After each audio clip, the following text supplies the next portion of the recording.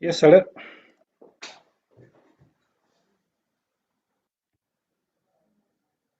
Hello, Okay, that's fine. Good afternoon, members.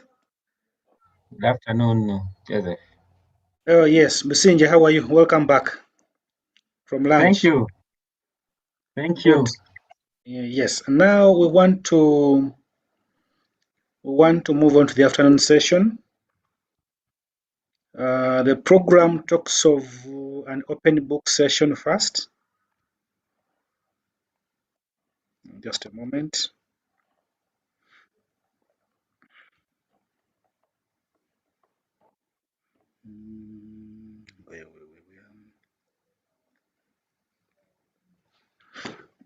Okay.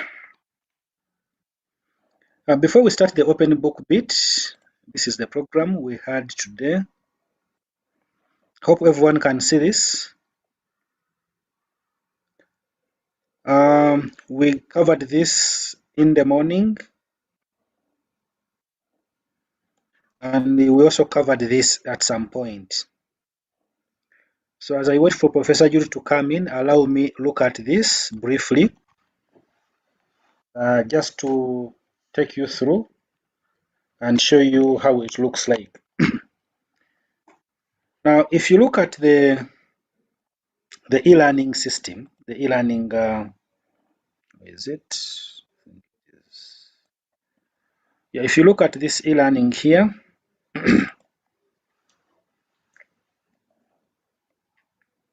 we can add a number of activities and resources.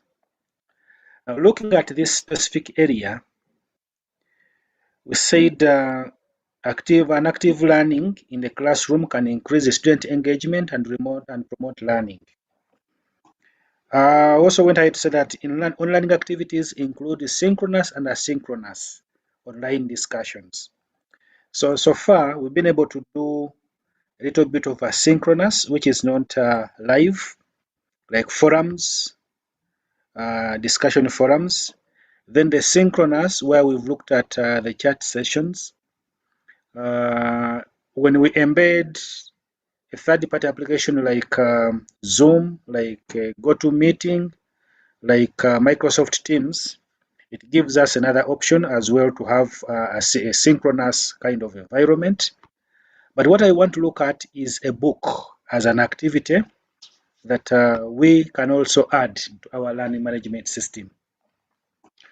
So when you talk of a book, some of us are very much worried of what we are going to give to our learners. And we are saying that when I put up everything, they are going to download everything, go disappear, probably they are going to misuse my work, and so on and so forth. Now, the e-learning gives us a platform where we can put like a book, content in the form of a book, and then this content is only accessible from the e-learning. We have an example like this, and for you to come up with something like this, it enables you to have a number of web pages. So this is the book. It starts with the introduction, that is the heading of the book, and then down one can put the details of that book. Now with this, the student is able to go through this. It's in a web page kind of form, and then they can learn from this. With this, they don't have an option to download. And once a student is done going through this, then they'll simply go and exit the book. It's available for learning, rather for access. So I'm just going to take you through how do we get to this point where we can have something like this as a book already put in our work. Now, to have a book in our work, you go to add activity or resource. Dr. Businji, Yes, sir. what unit do you teach? Which subject do you teach? Computer hardware, website, Okay. networking.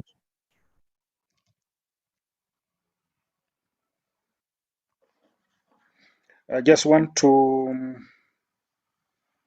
see. Okay. File type.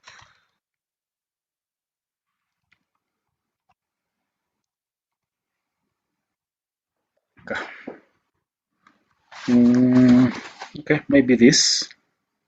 There is this, there is that. Okay, let me take this. It's downloading for me a copy of a document, so I want to input this to our system just to simulate how you would add a book.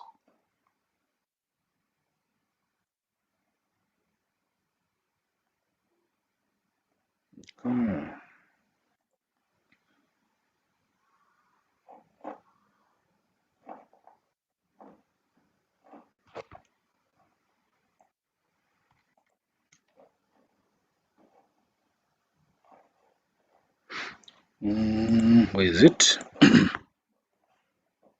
Okay, I have some sample here.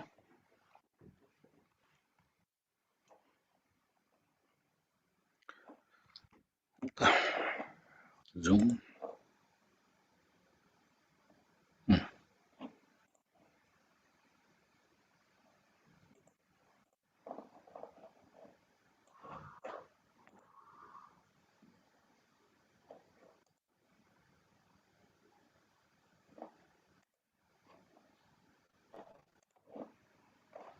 Okay, I was getting scared.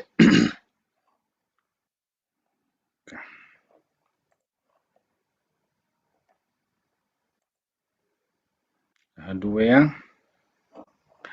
As it opens, we go back to our e-learning. So we did add a book, and we are going to call this book. I have a book I've just downloaded. This is why it is Information Technology in Special Education. Okay. So I want to see how can we add something like that as a resource. So this is information technology. That's sorry, that's I need to have a book. Sorry.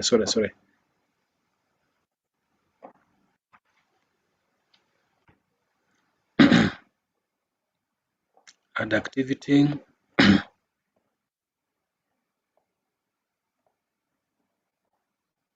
Add activity or resource. Then choose book.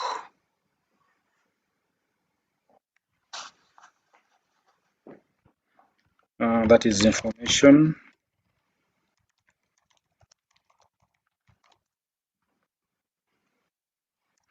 Okay. So that is the heading of the book.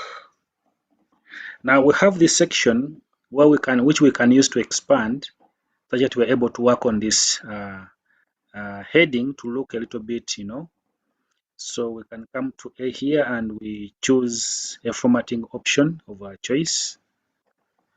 There are so many. There's heading small. There's a heading. So you choose what is appropriate to you based on what you want to have. If you understand this language here, simply come to this and be able to make changes here. Of course, this is capital. You can change it to small letters, and also this. Just click back to take you back. Then you can display this. When do you want it to get to students? I will have a section for numbers. Sorry. You can give a book name, then which is what the students will be able to click at, and that is what we have under book. Then we come to appearance. Under appearance, well, of course, when we expand, we have the way the book will appear. Do you want to appear in bullets, in numbers, or indented? Depending on what you want. The style of navigation, this is text-only content and images, and also text. Depending on what you want, usually we take text only. When do you want to appear? So you can say I want it to appear on the course page, or I want to hide it from students. You can have activity completion, and then you can set to when conditions are made, and then you set the conditions when that book should be accessed. Once you're done with that, you save and return to course.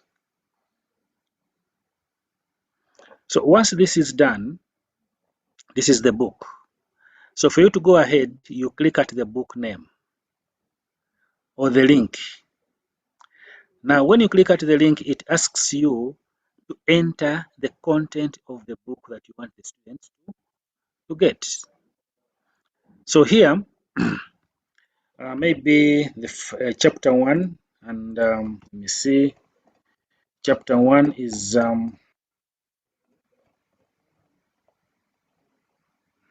let's say analytical survey of information and communication technology in special education.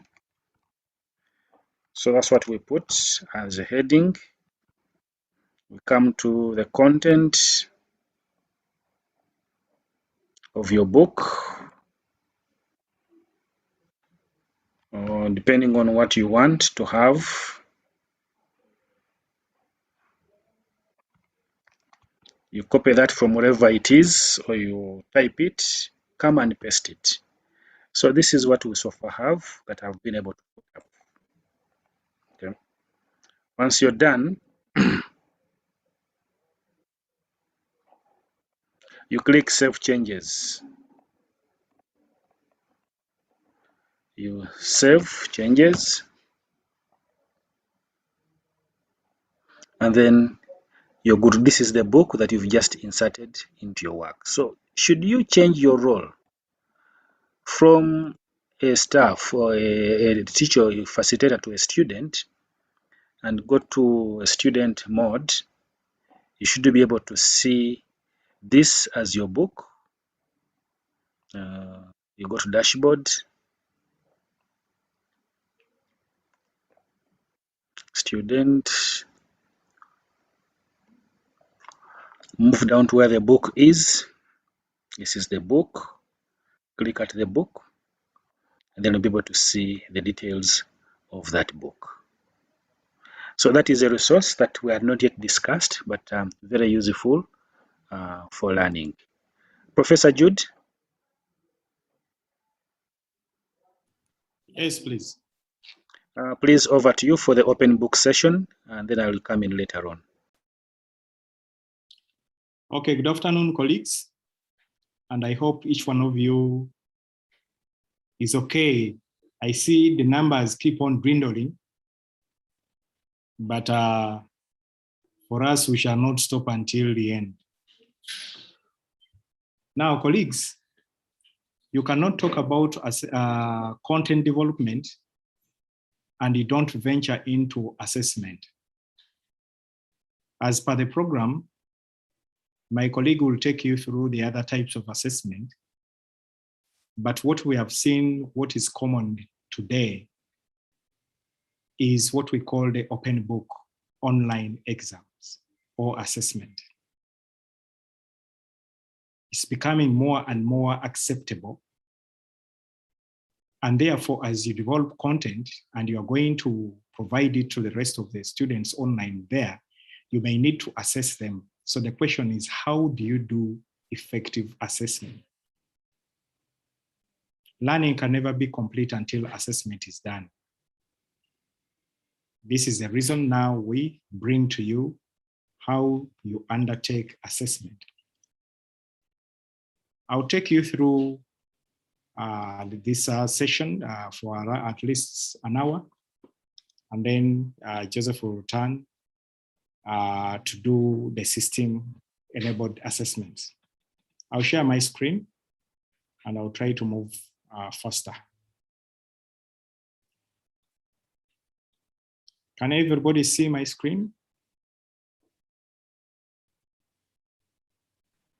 Yes. Okay, I thought I was talking to myself. Yes. No, we can, Prof. Okay. Yes, Prof, we're seeing your screen. Okay. So colleagues, this is what we are going to be handling starting this afternoon. Online open book exams. I know people are wondering, what is this online open book exams? This is a concept that is not new. It's very old. And it's because now we are adding what we call online. But the open book exam has been there long before in the old days. But now we are using technology to support you in delivering that. So how do you do this?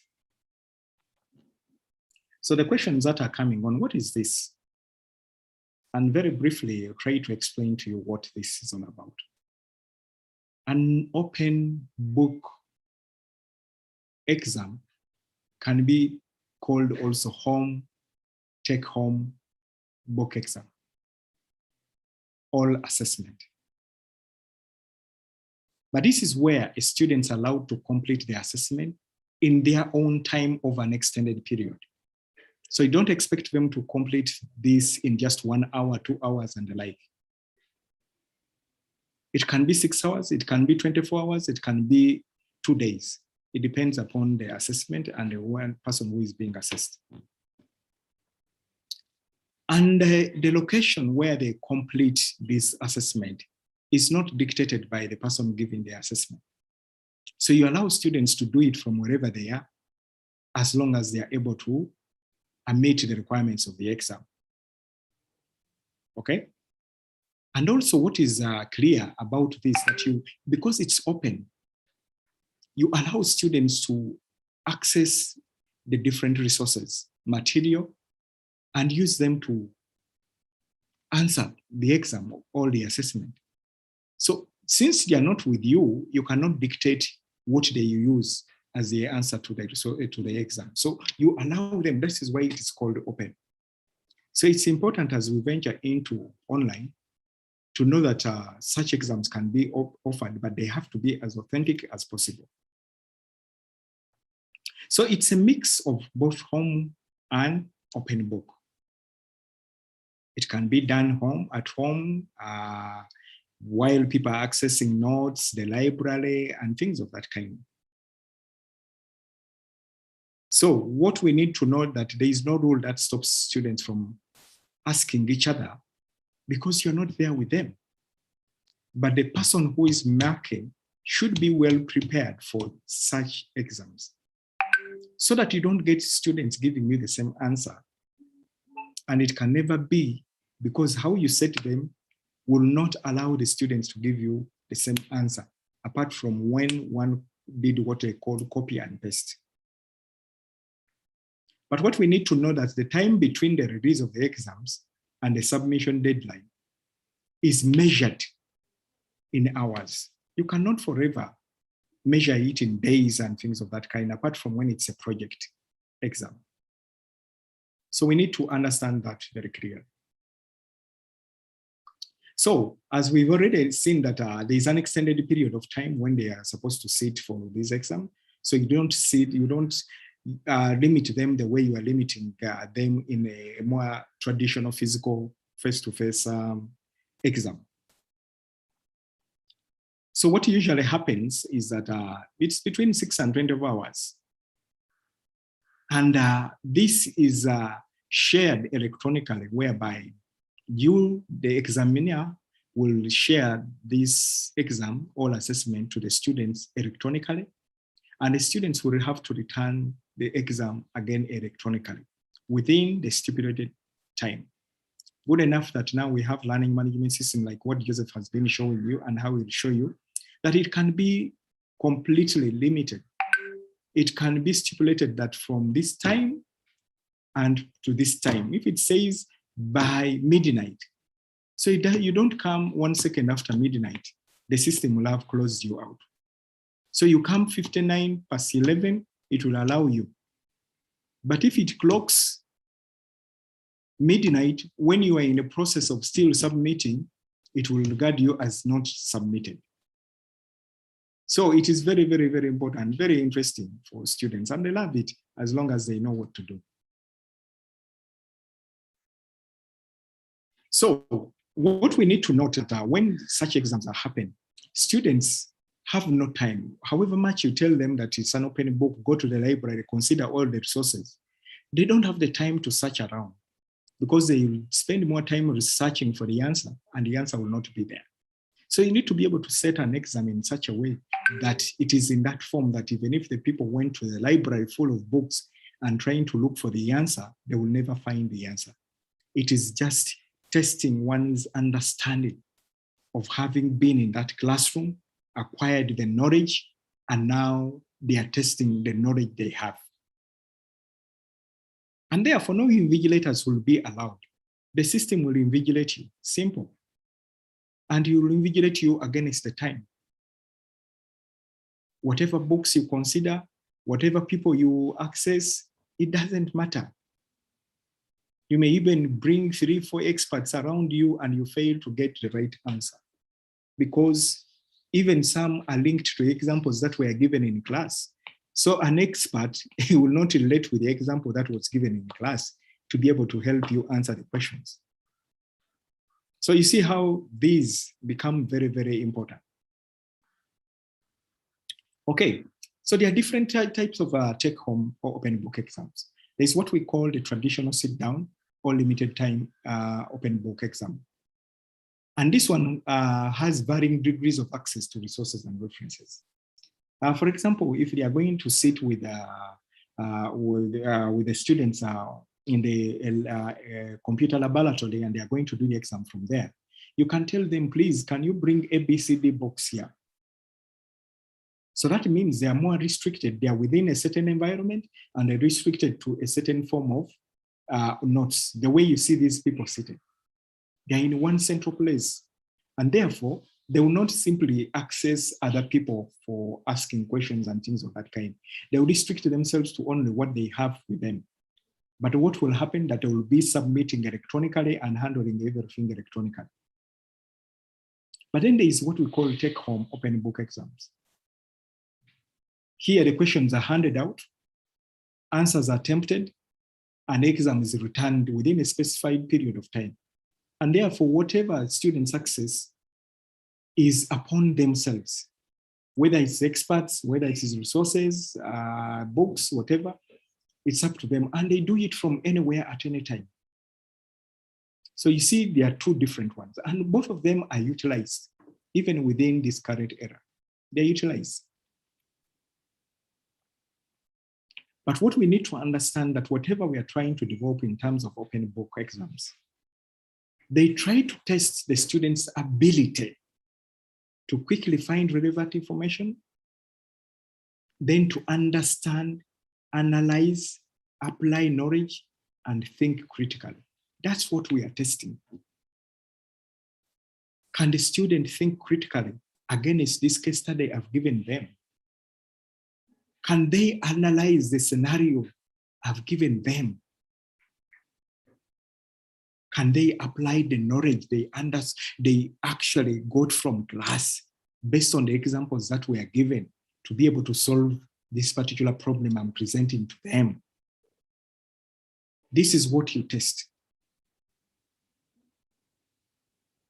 What they don't test is the memory. Whether you crammed what was given in class, no.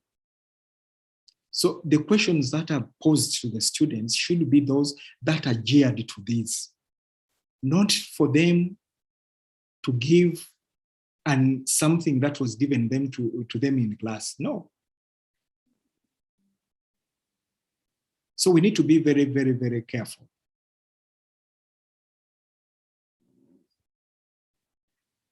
So what do they usually do, the open book? One, they require students to apply knowledge, as I've already said, apply high level of critical thinking,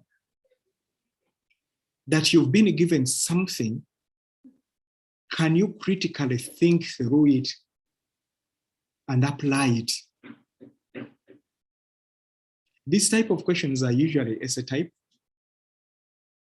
They involve problem solving or delivering solutions. And they usually depend on the school or faculty where you are based. It's not a copy and paste because one in science uses this, so me in arts I will also use the same. It may not apply for you.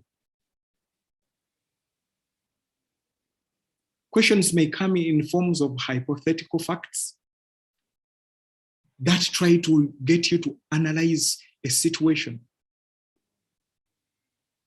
They may actually use an example that happened within your same institution, and they require you to try to help. Different students should have interfaced with the situation differently. And therefore, you don't expect all of them to give you the same answer. because how they looked at it critically and thought through was different. How they are going to apply the knowledge they learned in class to solve whatever problem happened will be different. Because their thinking is different. How they analyze is different. We're all different. So this is how you set those sort of questions. So when you are setting them, you may decide to set questions that get them to solve a problem. You want them to solve a certain problem. You may set questions that get them to analyze and interpret a set of data. For example, you are in mathematics, you are in statistics, you are in data science, you are in whatever. You may set questions that require them to critically analyze a case or a scenario. Let's say an example, you are in animal breeding. It's an agriculture-related animal breeding. You may bring a scenario, a breeding scenario, and then you would want these students to critically analyze this breeding scenario and then respond to something. You may ask them questions which require them to present a well-evidenced argument on a topic taught in the class. That means whoever did not attend class cannot answer such a question. You may ask questions that require them to analyze and evaluate an issue or a problem by referring them to the concepts that were introduced in the class. So it's not all about cramming. It's all about having understood what was taught in class. So as you try to venture into these open book exams, you need to think about questions that are more case-based or scenario-based. This will bring it out very well, okay? Think about questions which are problem-based, questions that provide students with data to work with. They're given a set of data and they're required to do something. Questions that present issues that require students to generate new solutions. Also ask questions that may get the students to reflect about certain situations. These questions will be very, very important. Let's take an example of a case-based questions or scenario-based questions. What we know that these are sometimes called problem-based questions, but they are very different from the usual traditional types of questions that are set, because what they will do that they will present to students practical problems which must be solved by applying the knowledge that they acquired in the class.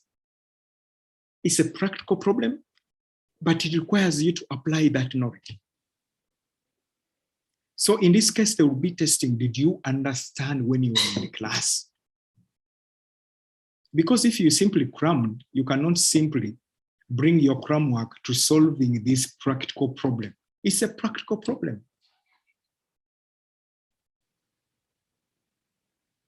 So these case or scenario-based type of questions, they allow students to demonstrate their practical understanding of the course. They don't require you to bring your memorization, but practical understanding. They are used mostly in practical-based subjects, science subjects, technology, medicine, and things of that kind. They are very good in those areas. And therefore, examiners will be looking for evidence. Where is that evidence of clear understanding of what was taught in class? The practical problem you have, has it been derived based on what was taught? That means you understood. And therefore, students should try as much as they can to demonstrate that they are aware of what was taught in class. And they can go to whatever material and find relevant information that can allow them answer the questions. So this will require you, the examiner who is setting these questions, to look for what we call originality. Is this work original? Or this person is trying to get me what I gave them in class? Do they really understand by solving this practical problem? Have they given me a solution which is original to them? And you can tell that it's original because they try to explain it in their own understanding and all sorts of things. That's when you'll know that, okay, whatever I'm looking for is out into that answer. So as you venture into all these questions, what you need to do, you need to be very clear and concise in your instructions. Because remember, you're not going to be with these students. They will be wherever they are. So the instructions have to be very, very, very clear. Let's start an example. How long will the exam be? If it's from 7 a.m. to 7 p.m., clearly indicate it. If you require them to cite the work, get them to cite it. Be clear and say citations are required for all what does not belong to you. Clearly inform them of the numbers they are supposed to answer. Clearly, do not allow them to simply, they will say, for me, I knew I'm going to answer 1, but they are required to have answered 3. Be clear on how the exam should be submitted. If it's online open book exam, be clear that the exam will be submitted via my email address or via the learning management system. But not either or, because you need to be able to control the submission. Otherwise, somebody will say, but for me, I sent it via email. What time did you send it via email? Does the email have a limit on when you are supposed to send them? So you'll have lost out on your time element immediately. So clear guidelines should be made. Just a few tips on these take-home exams. Do not set an exam from content that you never taught. Never. So understand, have your students already demonstrated that they've met the learning outcomes in whatever you taught them? Did you teach to completion? And if you did so, then that is where you need to be very careful.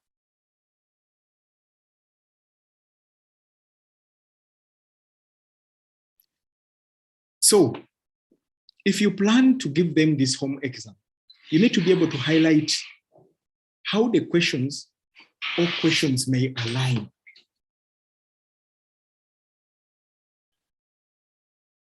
This is important for you to prepare yourself and to know, because it's going, people are just going to give you anything they find that looks like an answer to them. So for you, if you don't have a rubric that you'll use for marking, you'll find a very big problem. In each question, what are you looking out for as indicators that it is a correct answer? Because remember, people are going to give you stories and stories and stories because you are checking for an understanding. You are not checking for memorization. It will be easy for you to mark memorization. But here you are marking understanding. As you set all these questions, make sure your questions that you have set, you cannot find an answer in either Google or Yahoo or any other search engine. The moment you finish setting your question as an open book, take the question, dump it in Google or dump it in Yahoo or any other search engine. If it brings back any answer, know that that question is not good. Dump it. Because as the search engine brought you an answer, that's the same which would be brought to the student when they are searching.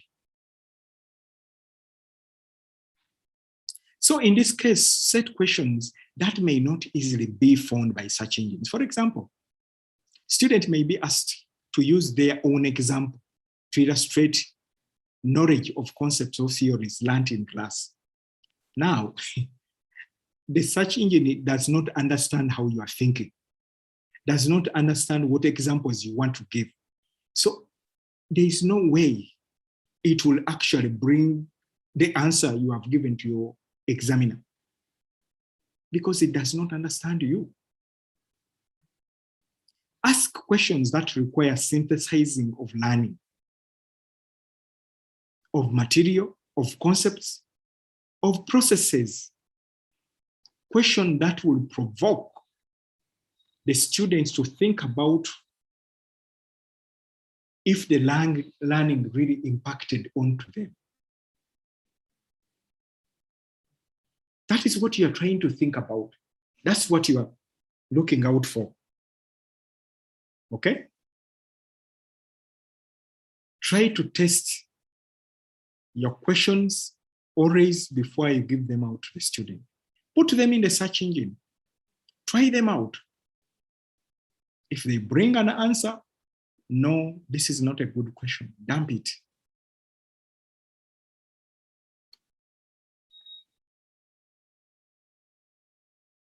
Always make sure that your questions are time appropriate. Do not set questions that you yourself would not answer in the time you've allocated your students. You can set a question which is like a project and you want this student to answer this in 6 hours, but when even you cannot answer it in 2-3 days. Why would you set such a question?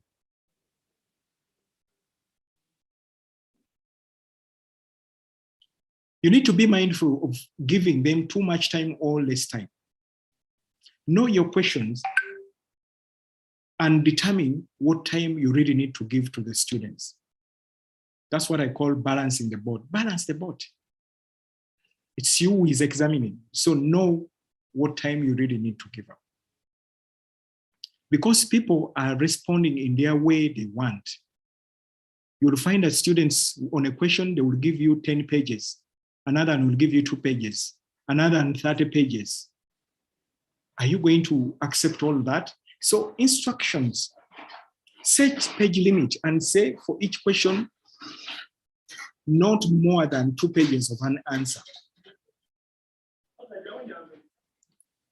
This is good for one to really understand that when I'm answering this question, I will not give more than 2 pages of an answer.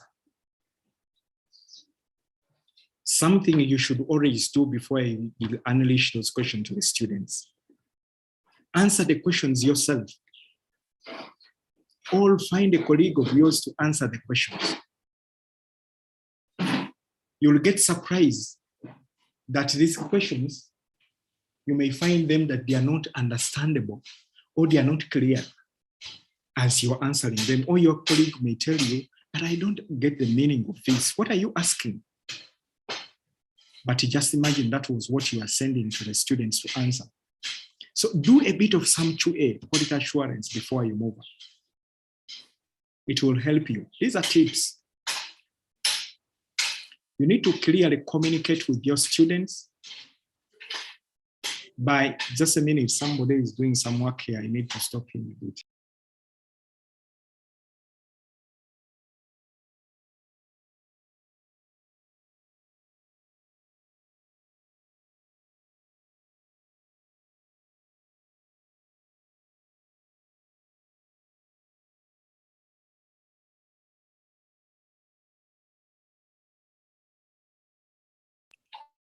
Sorry, colleagues, somebody was making a bit of some noise. I didn't want it to interrupt us.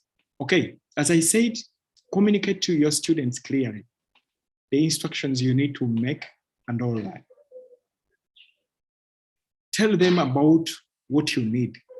Tell them about, prepare them. If they are going to do such an open book exam, prepare them.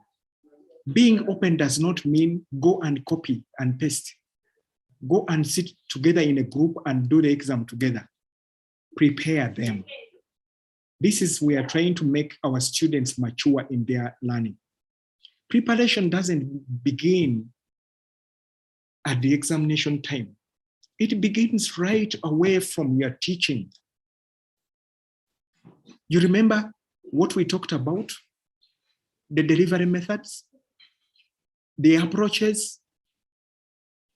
If you've now taken the student through the approach or the delivery method that requires them to critically think, analyze, would you find a challenge by giving students such exams? No, because you're already used to it. So preparation for these students starts early enough, within or during your teaching. What you give them to go and search and come back and present, they will know that whatever we've searched about, we need to cite and do all sorts of things. So it will not be something new. So prepare them in advance. Be aware that these questions will be readily available in the future.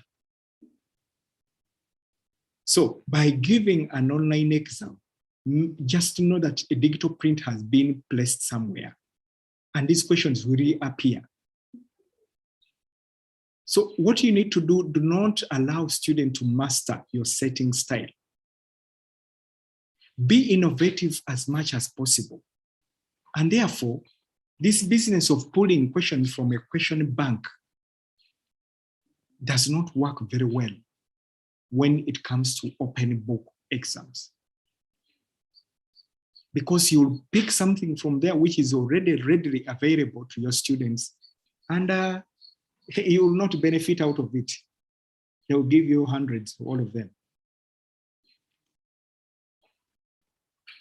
Create a grading guideline. Know what indicators you are picking out of all this. Because people are going to give you things which are very different. So what are you looking out there for? So if you don't have this sort of grading, you may be unable to mark these exams, because people are giving you so much. They're giving you their understanding. They're giving you how they can critically think, analyze situations, apply knowledge. So think through, consider how you want your students to respond. How do you want to respond? If it's a mathematical paper where it requires them to to write formulas and all that, how do you want them to respond and submit? Have you prepared them? Tell them, get all these full scopes, write using your paper, a pen on the paper, write in your own understanding. Then use a PDF scanner, scan, submit on time to the system. How have you prepared them? All this comes as tips of helping you make sure you do the right thing. So I just want to give you a bit of samples here. When you're testing students on, you want to see how they apply. What are you going to ask? Questions will be related to what? So in this, you can use questions that require students to solve. You can require students to use or examine. You can require students to compare, contrast, or relate, because you are testing application. If you are testing analysis, whether they can be able to analyze situations and all that, then you can ask questions that get students to infer, explain, differentiate, distinguish, relate, and so on. If you are asking questions that you want students to synthesize, then that means you're going to tell students to develop, organize, design, create, integrate, and so on and so forth. And if you are targeting evaluation, then you can request students to judge. You give them a scenario, and based on what? Judge A, B, C, D. Critique, justify, recommend, assess, and so on and so forth. As I said, it's not a copy and paste. Know your discipline, know what you want to do, and go ahead and do it. There are certain things you need to avoid as you venture into developing these online open book exams. Avoid using vague terms like discuss. You simply have one question and say, discuss the meaning of ABCD. No, it's no longer an open book exam. We don't set them that way. Discuss can be used in situations where you've given a scenario and then you want them to interpret, and then you come up with a question and just tell them, discuss how Peter and Jude interpreted ABCD. Now, you want these people to go. For example, there is an interpretation that was made by Peter. There was an interpretation that was made by Jude. So you're asking them, discuss how these people were able to interpret this. They are the same, different people, but they interpreted the same scenario differently. You are trying to find out how these people critically thought through, analyzed situations, the scenario given to them, and then came up with something. So avoid giving general questions to students because they could easily source for answers, as I said, in Google and other search engines. Where you can avoid giving them 12 hours plus, but sometimes we give 24 hours plus in given scenarios. So it depends on the faculty, it depends on the school, it depends on the university. Just need to take note. I just want to give you an example of, for example, that's what we do here at the university. When we give open book exams, what we know that it starts at 7 a.m. and 7 p.m. they have to be submitting. And all of them, it's a must you submit via the LMS. We have rules that it's only submissions via the LMS that are accepted. So when a student submits via an email, that's not acceptable. So that means you didn't submit 0. We set 5 questions and students have to do 3 questions. Questions are moderated first before they are put there by a team of people. So that is the principle there. And also monitoring and tracking submission deadline and who has submitted is entirely left to the learning management system. So when you come 1 second late, you are done. You didn't submit. However much you cry and go and do what, you had 12 hours to submit. Be principled, stick to your principles. When they know you for your principles, you are good to go. I just want to give you some of a bit of some examples that are set out there. This is an example, for example. It's an open book. In a class, we discussed Conrad's use of delayed decoding to give the reader a sense of what Maro was experiencing in the Mabira forest. Provide 3 examples of delayed coding, discussing not only what Maro's actual experience was during the event, what was actually happening, but also what impression Maro describes and what would cause him to describe the event in such a manner. Now, for such an example of a question, you don't expect students to give you the same answer. Everybody interprets this completely differently. How they read about Maro and whatever they did in what they saw in Mamira, the experience of Maro in they are all different. So expecting the same answer, you know these copied each other immediately. So there is no way they can give you the same answer. Let's take another example. This is a film around apocalypse. The film Apocalypse now revolves around the character of Captain Willard. Now, for example, those who are doing literature, they're telling you, discuss his characterization as the film progresses and his relationship to Colonel Kaz. How does his character make him an ideal replacement for Colonel Kaz? Use specific examples from the film to address how Willard would make an ideal soldier for the Vietnam War, according to Kaz's definition in his war brief. That means you should have watched the film. You should be able to reflect, analyze what was happening in there, how people were doing what in there, to be able to formulate an answer to such a question. So it's not written anywhere that this is the answer for it. It is just requiring your understanding of that film you are watching. Simple. This is another example. In today's organizations, planners have the mandate of planning for IT management, depending on the type of organization and available resources. Several models exist through which the strategic planning can be achieved. You have been approached by an upcoming IT startup company to support them in the process. Using examples of your choice, illustrate how IT strategic planning and management can be achieved to support the company. However, you need to have understood how they do strategic planning and then apply it using this IT startup company to support them. You see, people are not going to bring, so they've not given you any name of the startup company in the first place, how big the startup is, and so on and so forth. So all this, it's within your mind.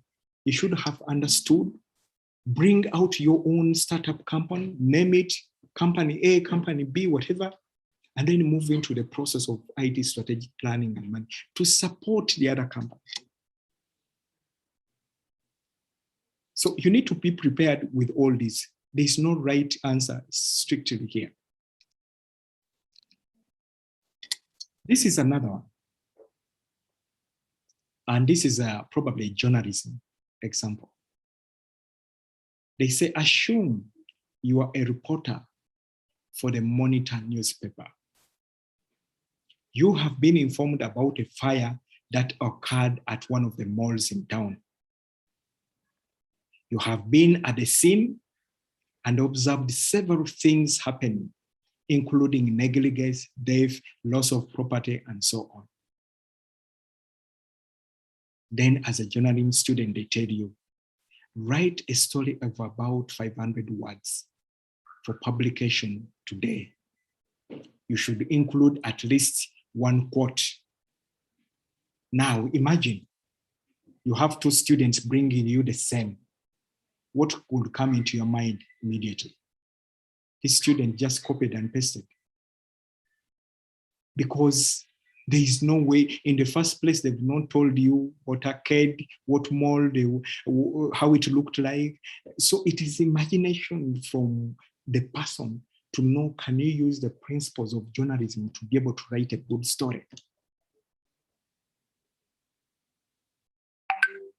You see, I'm going to try to get you to some other detailed questions that you may be able to look at. But let's first accomplish this. So, in a nutshell, colleagues, I want to give you some questions you take home. In setting these questions, you just need to be innovative. As you're setting questions, cover as many topics as possible. Don't set a question from only one topic. You can set a question from the first topic and the last topic. Topic 1 and topic 15, it's okay, as long as you taught them all. You can set a question coming from topic 1, topic 3, topic 7, topic 10. It is okay. But cover as much topics as possible as you set this question. As I said earlier, it is not a copy and paste from one school to another or from one friend to another. No, be innovative. Ask yourself, if it were you to sit for the exam, would this be the appropriate question to test your skills achieved? And if the answer is no, Why do you give it to the student? If the answer is yes, and you feel this is really, it will test my understanding of this content or of what was taught to me, then go ahead.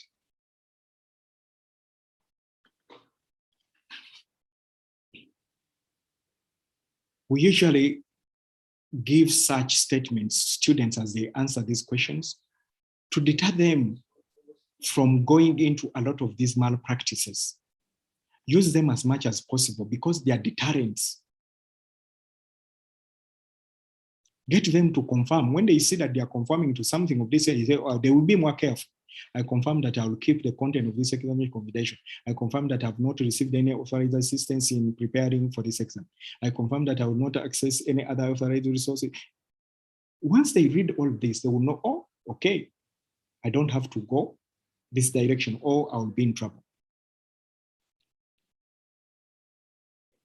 Okay, for us, what happens, we upload into the learning management system and all that and all that.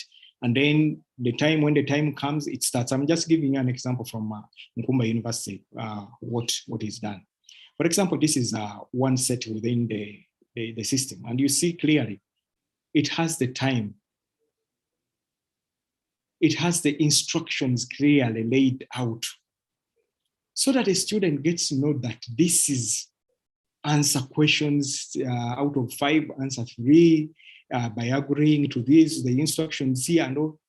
So it is clear to them that this is what has been.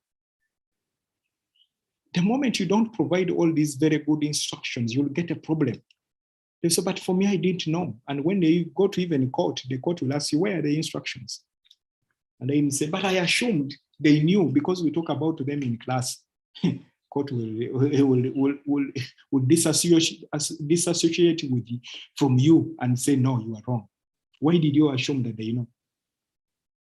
You have a problem. So ladies and gentlemen, I would want to stop there, but give me a few minutes. I'm going to bring on board. I'm going to bring on board a bit of some extra open book exam samples so that you can just give me a few minutes.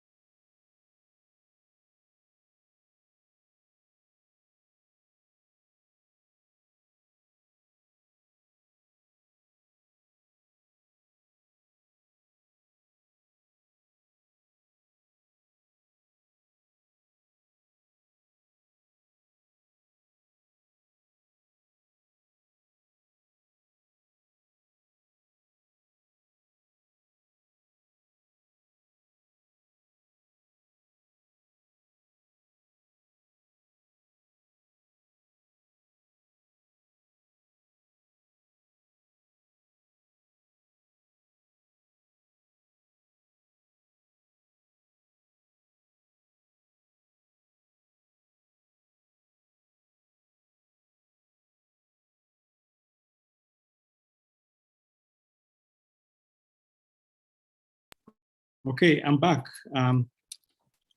I'll show you a bit of some in a very few minutes because I have to give Joseph now to come on with the rest of the other session. This is one of an exam given to students. And you see what happens. They give them a case study of this kind. You see how it comes through. They tell them to read and analyze all this information with them. And then clearly they come down here and ask them questions. What issues are students having with? What issues are students having with? And how are they similar?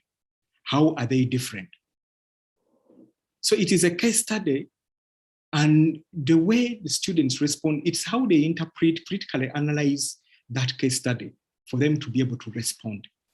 There is no answer that is written anywhere that this is what it's supposed to be. So as they respond to all these, another exam, this is another sample. This is another, again, exam in one of final exam, but it's open book. They give you, consider this, blah, blah, blah. Then there are rules, and then there is a voter, profile of the voters again, and then they simply demonstrate the claim. There's a claim that is given to them here, and then they simply tell you, demonstrate the claim. Or they give them a question, another question, discuss with regard to Black's whatever. Around, in the end, if you do not understand in class, it is very hard for you to answer such a question, or even to demonstrate the claim. So you really need to be very competent. There's another one on this side. Okay, they give you all that, and then they will get the concept of this, and then explain how this definition embodies the concept of decentralization. So even if they brought all books and whatever, so let's take another one. This is a more of a computing sort of exam, ethics in computing. It is about a virus that hit the whatever. So they go through this and they tell you about, it's a story they are giving you, a tiny software, blah, blah, blah. It was first detailed explanation of what so they give you all this. So you read all this critically and understand it, and then they come and give you a question here. Describe the incident in your own words. You see, what went wrong and what was the impact on the human lives? Now, in your own words, why would your same words be similar to your colleagues' words? It doesn't work at all. These are very completely different answers that are expected from each and every person. Okay, I'll give you another one. This is mathematics related. Those who have done Markov. You have a sort of,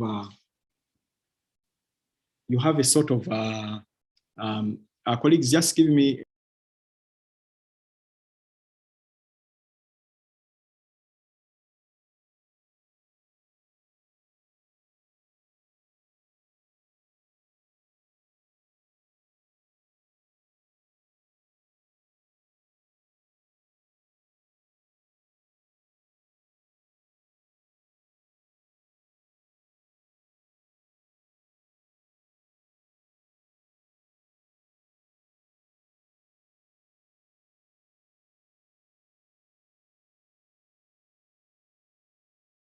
Sorry, I'm back. I was trying to take you through the Markov. You see, what I give them, it's something mathematical and all that. But the way they bring this particular case scenario for one to handle, in the end, they ask you questions. Consider the statistics of divorce in that. Why does one do this and this? So in the end, if you've not learned how the Markov theory works, and understood it, you cannot be able to answer such a question. I would want to give you the last one. This is one food science, the importance of statistics in food product. And they clearly come to you and discuss all sorts of things around. There's a scenario they are using. They go through it and all that. You see, it's such a huge scenario. And then in the end, they come and ask questions. Consumers have often have one or two quality attributes that they think are most important, regardless of how many attributes they list as. Discuss the attributes listed by the consumers. Now you see, I remember I told you how you use the discuss depends. In this case, it's not being used the other side. they are giving it you to discuss in relation to a certain case study. So that means you need to critically think and then discuss in your own understanding. So that means you should have clearly understood, should have clearly analyzed and evaluated all what it, and then you are able to respond. Or else you are unable to respond. Ladies and gentlemen, I can continue and continue and continue, but there is quite some remaining part to discuss from Joseph. So I would want to stop here. And if there is one or two questions, I can accommodate them before I will go to Joseph. Thank you. Any questions?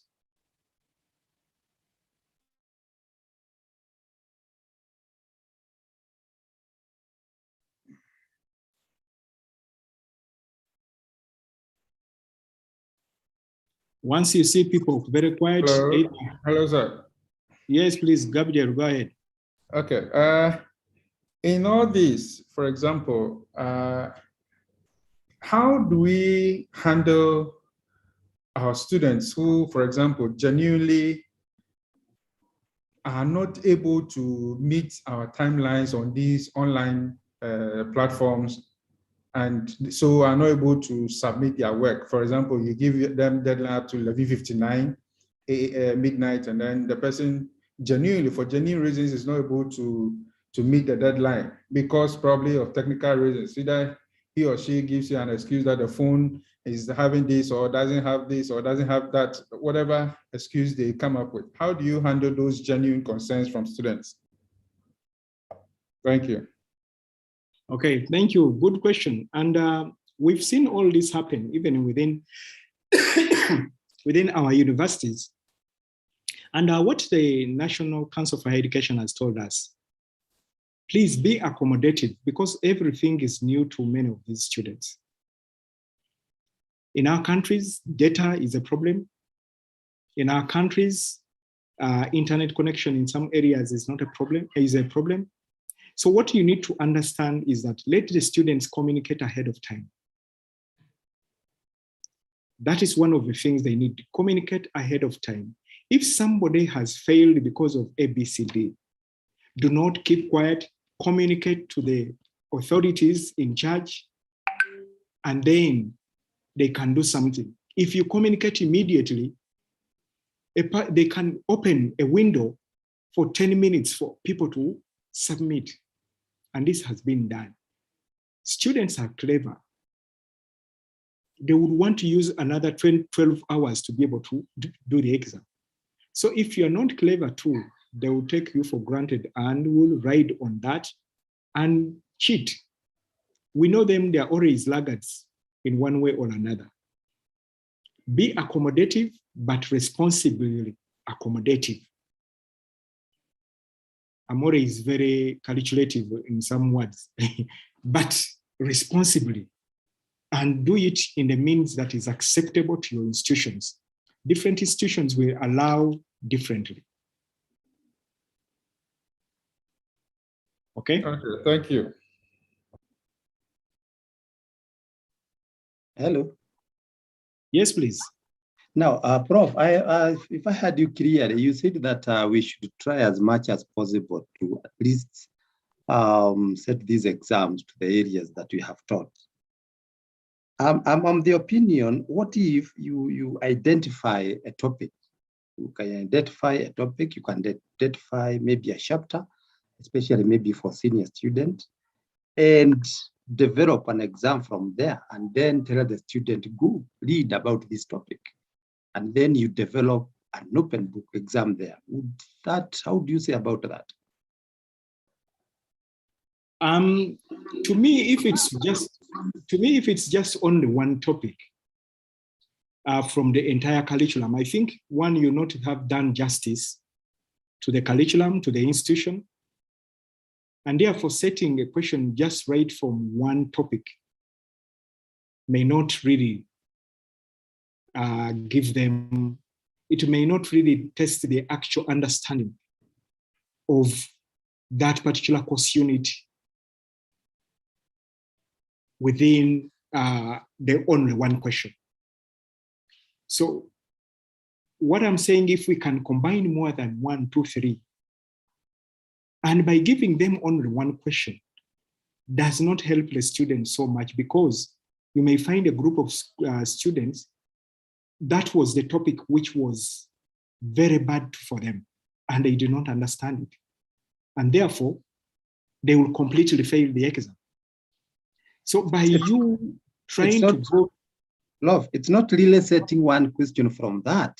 Yeah. But a situation whereby you may identify a chapter within your course outline or within your curriculum, and tell the student, this area I want you to read, and even tell them it will appear in the exams among other questions of the exam, such that what you want to do, you also to bring on board the student the argument, the skill of going out there, reading different books, and compiling an argument to answer the same maybe 1 or 2 questions.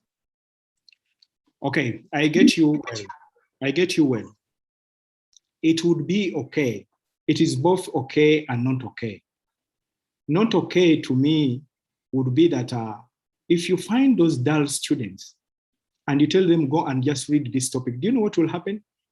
They will go and concentrate on only that particular topic. And if there are anything that requires people's understanding of other different topics, they will not have got anything from that side. Good in a way that it will get students to prepare more, that they know the question will come from around here. So if you're not a good examiner, if you do not set well your questions, you may get a challenge of giving away your answer so quickly, so easily to the students, because they clearly know it is coming from here. So they will go and in and out, absorb everything in this chapter. So if you are not very good, you may easily fall in trouble with them. So you need to be very good for you to give out that sort of, I would say, the freestyle that please only read around here.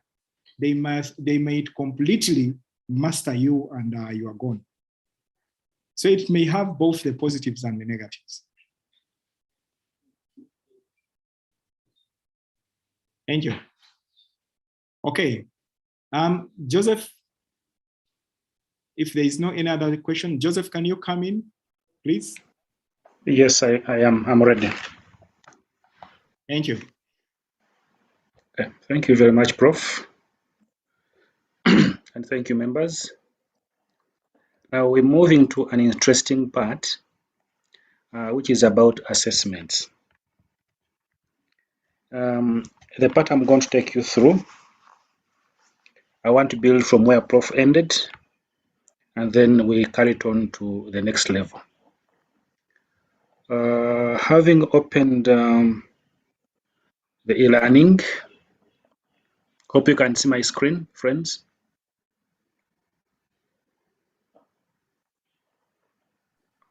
Yes, we can. Thank you, sir. Yes, we can.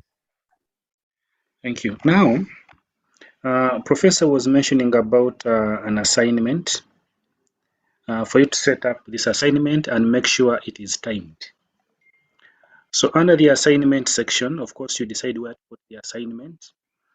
For purposes of not confusing students, it should be at least one of the things that should be fine the moment they are able to land into their unit.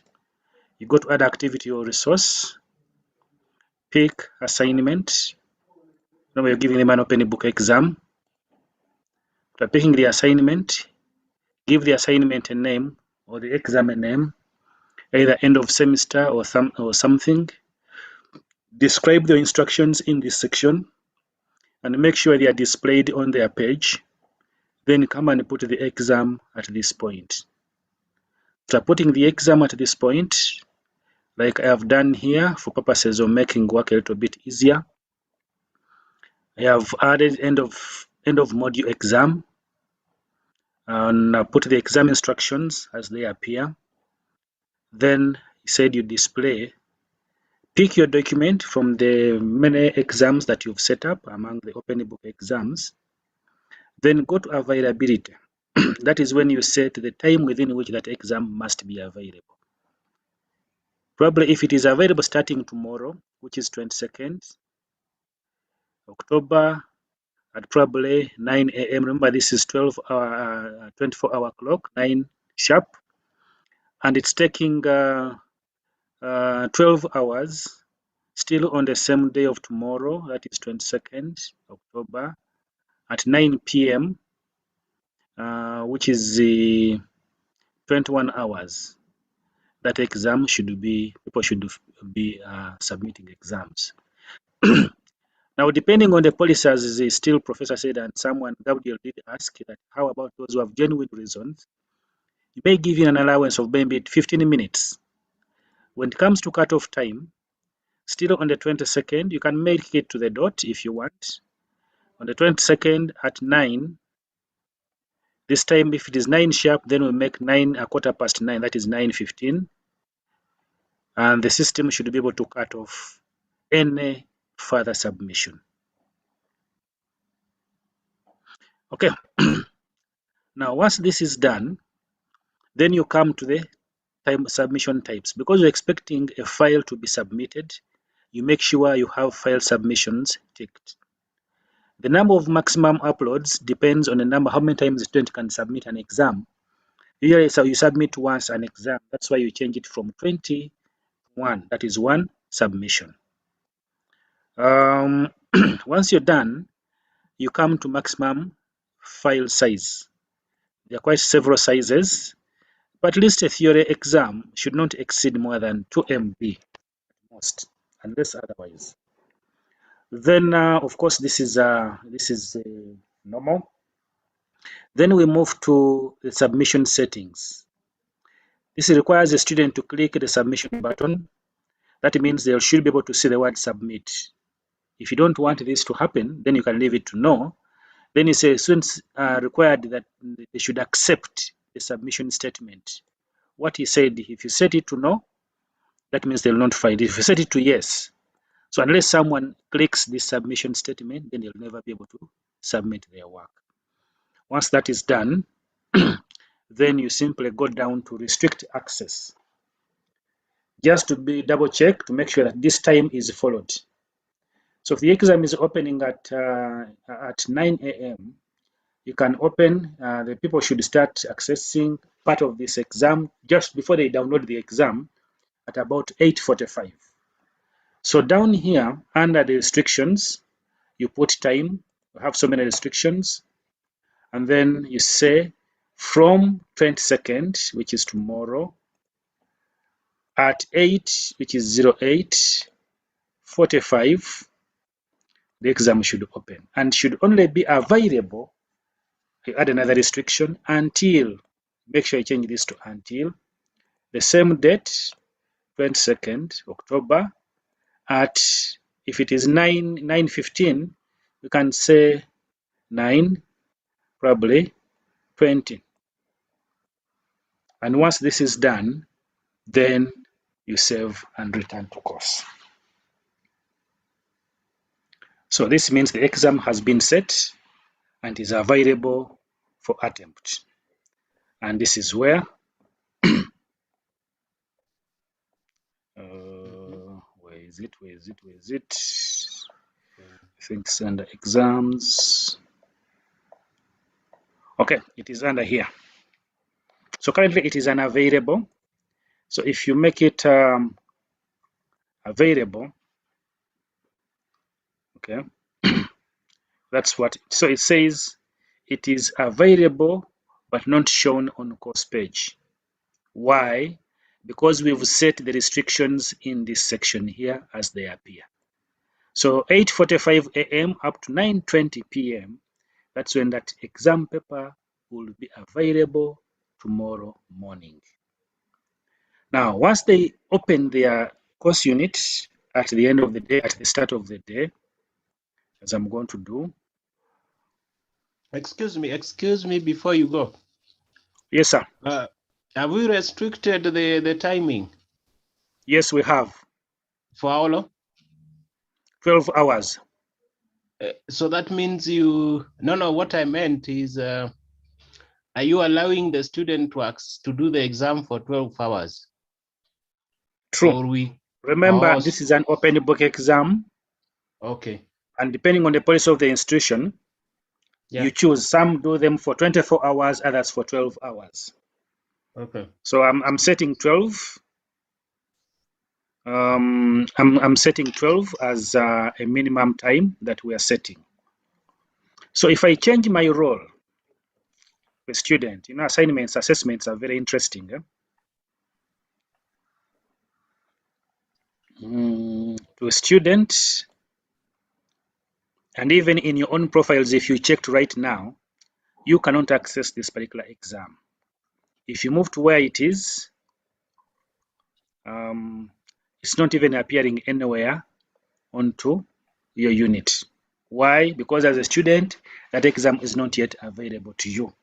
Until that time comes, then that exam will be visible to you as a student, and you'll be able to access that exam. There are some instances, for example, where we can still make it available. Editing.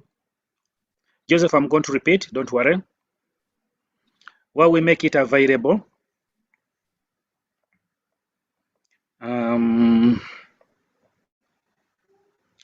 this section, and we say, okay, so it's already available, but because of this timing, we cannot access it. That is okay. That is fine. Then the other thing, let me see, dictator assessment. Okay, it's now available. So if you went and checked again, the exam will be available, but it will be restricted, meaning you cannot access that exam unless that specific time has actually been reached. So you move your mouse over the exam, you can't open the exam, but you can only read the instructions, but you can't open the exam. Until that time, this link, that is when it will become active for you to put a mouse and you hover, you see a palm for you to be able to open that exam. Joseph, I said that you go to add activity or resource after turning on editing. Yes. And then you choose assessment. Okay. You go turn on editing, then you go to add activity or resource and you choose assignment. Then you choose, you change the assignment name, you call it end of semester exams, end of module exams, and so on and so forth. Now, Okay. thank you. That brings me to another level. During Professor's presentation, he further said that you don't need to be predictable when you're setting these exams. This means that having a question bank of the very many exams that you give, they'll easily spot you out.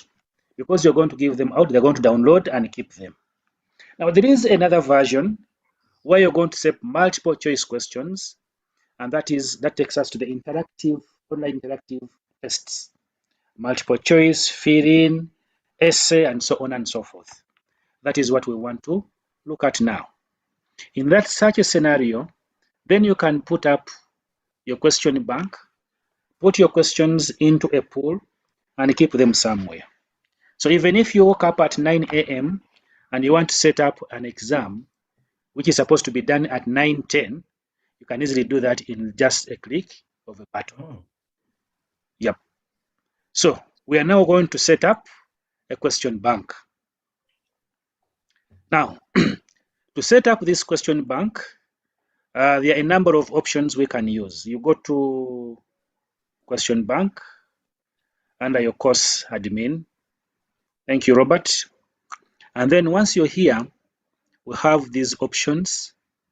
And then you can, if you had any questions you had put in, then you'll say show all the questions if they were there. So there is none.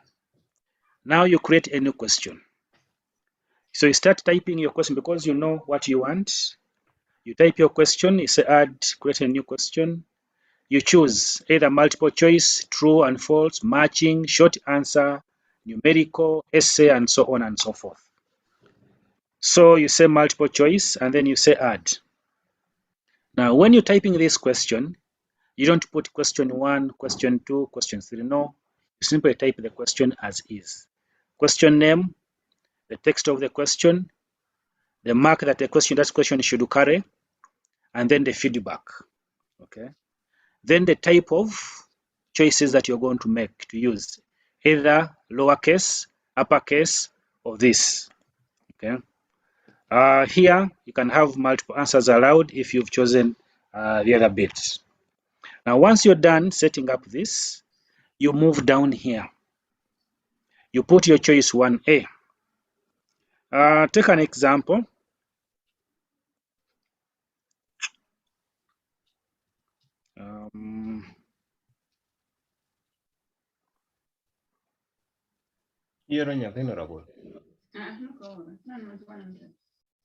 Okay.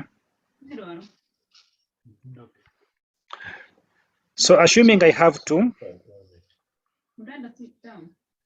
this question, I want to give it to, you've typed it.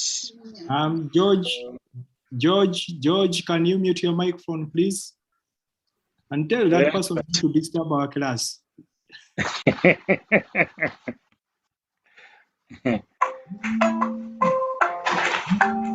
Sorry for that. Sorry. It's okay. Then we move down and say, of course, this carries 1 a beam. So choice number 1, we say maybe choice number 1 is 12.1. So you say 12.1. Okay. Is this how much are you giving this grade? Is it 100? Now this will give you an option to tell whether it is a correct one.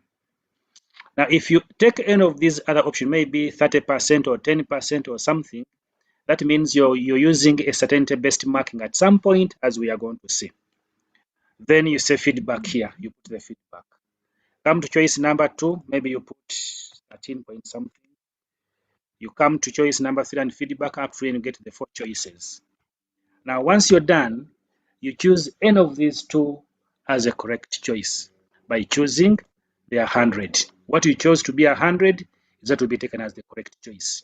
And once you're done, you save and you continue. You save changes, then you continue editing. Save changes means you save that question, then it will give you an option to type another question, and you move on and so forth, and so on and so forth. Now, that may be a little bit time consuming. So what we can do is for us to import. You have a set of questions you're working on. I'm going to give you a sample here. Okay. And assuming that is what you're working on. This is an aptitude. It's supposed to be 1.5 hours.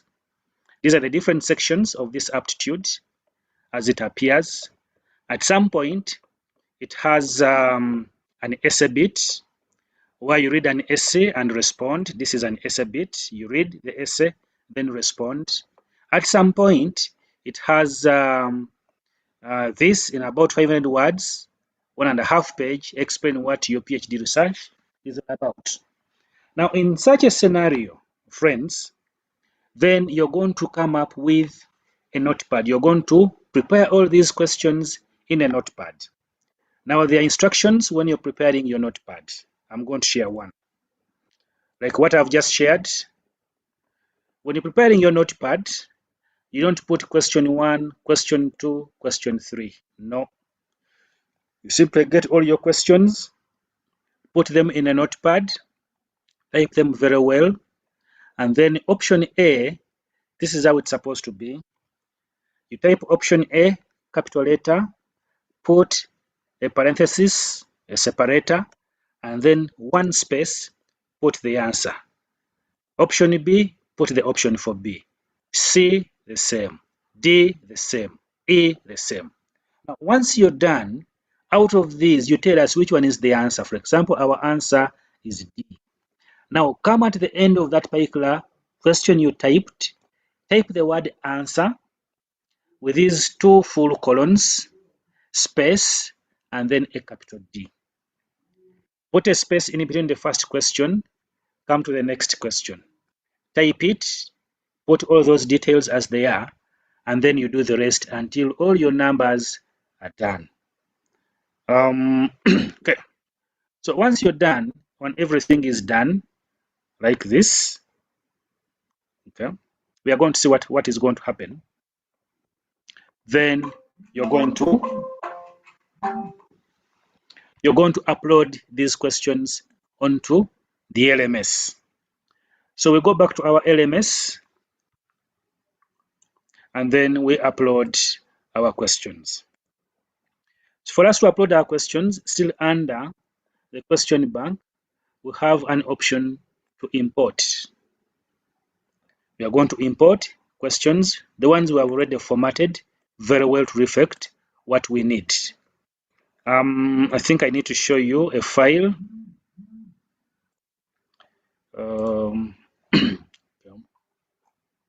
This is the forum.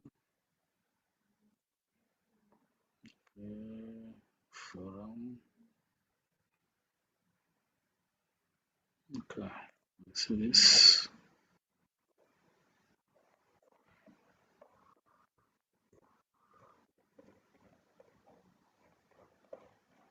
Okay. Okay. So this is what we are going to add. For it to be able to reflect what we want, we are going to see what happens. Okay. Okay. Okay, fine. So you go to the LMS question bank. Now there are several formats here, but we are going to pick one format. We are going to pick the icon format, and then down here, we choose a file that we have already saved in our text format. Okay. So the file we've chosen in our text format, it's okay. If there are no errors, we'll be able to submit. So you put the file there, as I've put it there, and then you say import. It's going to run for a few minutes. It's going to tell you importing 46 questions, but we have some errors that we've gotten into our file. That means the file has gotten some errors. Okay. So there is this, there's error on this line, error on that line, and so on and so forth.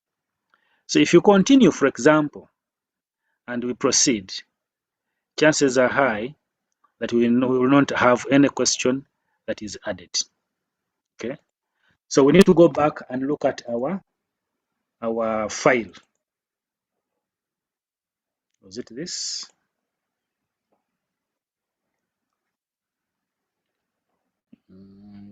Forum. It was this.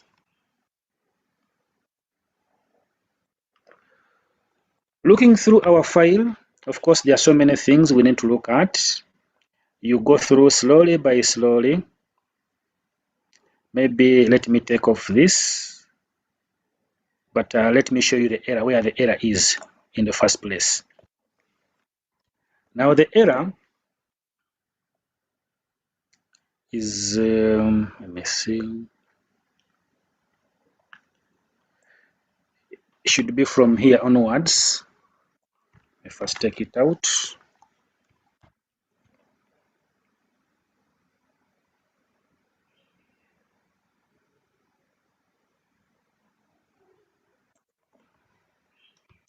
Let me get another.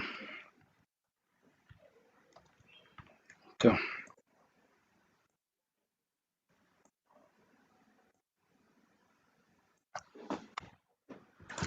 When you're saving this, once again, down here, under TXT, the encoding should be UTF-8. Out of all these encoding styles, you make it UTF-8. Okay. Then go back to icon format. Then get our file.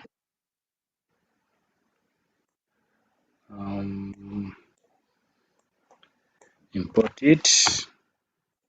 Say import. So we see we do not have any error now, and we are importing 39 questions. This is how they have been placed, all of them with their answers. Once we are done, we'll say continue.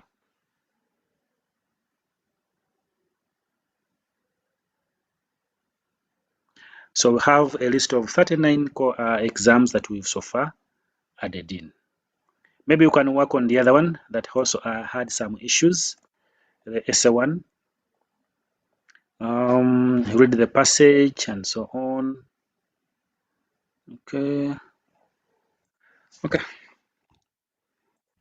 For purposes of time, let me go ahead and create a quiz. Now, once I saw like it was the error was in 625 and 629 line. Okay. I'm imagining if you have set maybe a 4-page document, how will you know? You'll have to basically count them like all the way up to that line. That's perfect. Of course, you'll be able to tell it. You'll be able to know which line you're on, Yes. and then you can easily tell. Because when you are in your notepad, if I can share the notepad again, the moment you're under your notepad, this one is that is difficult. So you're able to tell. No, you're able to tell from down here. Oh, okay. You have line 14, column 15, which is this very area here. So you can easily go through and try to check where the error is, especially if the system has given you a line that you need to look at. Okay. Yep. So I want to move ahead and create a quiz for us to get a feel of how this online exam can be attempted, the multiple choice and so on and so forth. Okay. Maybe let me see if I can add one essay. I'm adding an essay, and it says in about how many words? Okay, about research, and then essay. That is the question in about that amount of time. Can earn okay. Then you can also save it.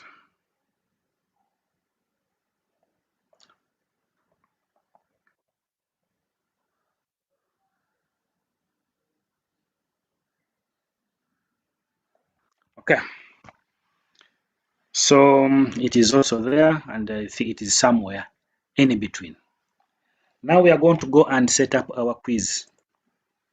Now, for us to set up our quiz, there are basically two things we are going to do. One, we are going to set up the quiz, and then two, we are going to set up to add the questions.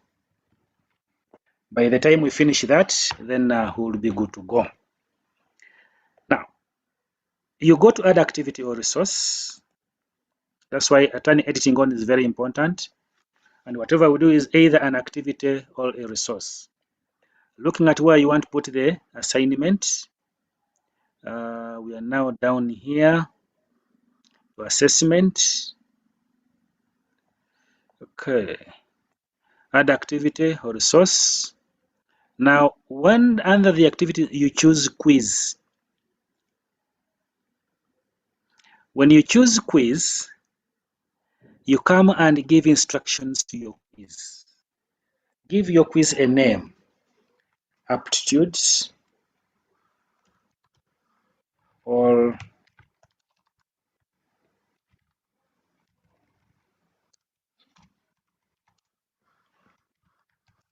end of topic exam. You can describe your exam and give probably instructions again here. Which instructions will see? Okay.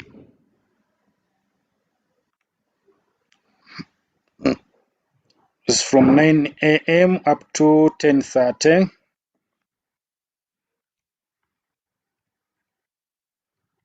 10:30.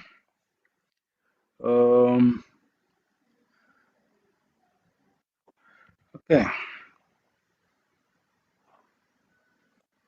You can remove that as well. And we only have that, some of the instructions for our exam. Display that. Now, timing. You time that exam. What period would you want to have that exam run? That exam should run on 21st October, starting at 15 hours, 1.5 hours, up to about 16:30.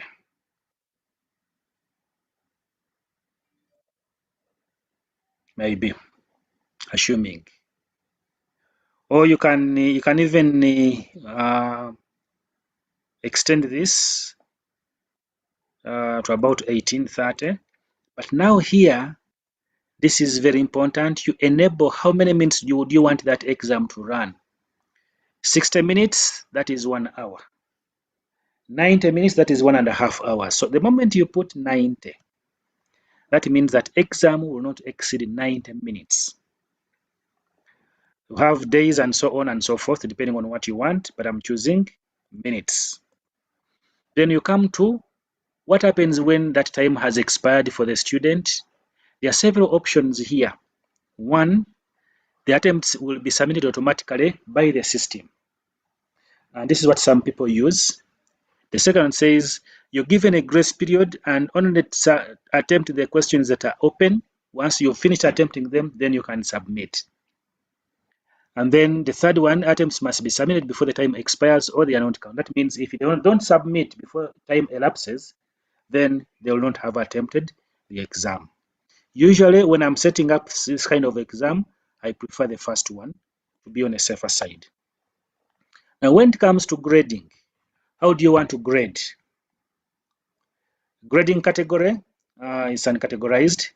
Attempts allow, how many attempts do you want these learners to? Because it is an exam and it's supposed to be one attempt, you change that to 1. How do you want the exam to be laid out? How many questions do you want per page? Maybe I will need to have 4 questions per page. Or I need to have 10 or 10 questions per page. Of course, there is show more here. Navigation method can be, if you say sequential, this means that you only move from 1, 2, 3, you do not skip any. If you say free, that means you're giving them a chance to skip some and move on, and so on and so forth. So I'm going to say sequential. How do you want these questions to behave? I have student X, Y, X and student Z, student Y somewhere. What do some people do? When they open the exam, they say, what number do you have? I have number 1. What does it read this? What do you have? I have this. So they end up copying and cheating. Now to avoid this cheating to happen in the same examination room, even if they are seated near each other, then you're going to shuffle these questions. Such that what I receive as number 1 could be number 39 for my neighbor, could be number 10 for the other person, okay? And remember, you made it to be sequential. That means they cannot simply go back, but they can only move forward. Now, when it comes to feedback, there are a lot of feedback options here. There is adaptive mode, with no penalties, deferred, CBM, and so on. Allow me make a few. When you look at the interactive with multiple tries, that means you're giving them a chance to try as many times as they can.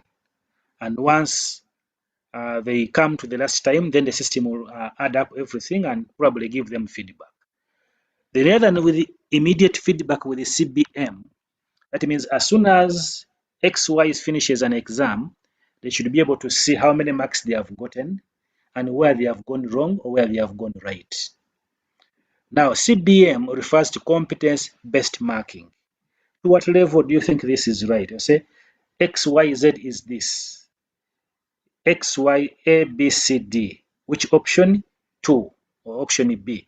what percent do you think option B is the best option? Then you say 10 or 20% or 30%. That is competence-based marking. Then immediate feedback is that as soon as someone finishes an exam, the results will be back, plus what they failed and what they got right will also be back. Now, this has a loophole that once this is set, and if all of them are sat in the same room, if one finishes, who can decide to sacrifice himself for the benefit of the others. They'll be able to see which answer is right and which answer is wrong. Then deferred feedback with the CBM, deferred feedback, and so on and so. So I always look at deferred feedback. When I go to review of questions, if feedback has actually come back, what do I want them to see in the first place before time elapses for the exam? If it is immediate feedback, I only want them to see their marks. I don't want them to see all of these. Okay. Then I go to later when the quiz is still open. I don't want them to see. They can only see their marks. Okay. Then after the quiz is closed, they should be able to see all of these. The attempts they got correct and the ones they failed, the specific feedback, the right answer, and overall feedback should be available to them. Once this is done, and that is review, then I can move to safe browser. Okay. Now, before safe browser, there is appearance. If they have images already on the system, you can verify. The grades can be in the small places, 1 or 2, depending on what you want, 10.0, 20.0, and so on and so forth. Then we have decimal, of course, you can leave this. Then we go to safe browser, exam browser. Now, this means that should they click the exam, the system should open for them another browser which will be available for them to do the exam. You can configure this safe browser using a third-party application, or you can any way you choose. There are extra restrictions attempts. If there is any, you can add a password to this exam. And then under common mode settings, that one is okay. If you want to have groups, you can apply the exam to different groups.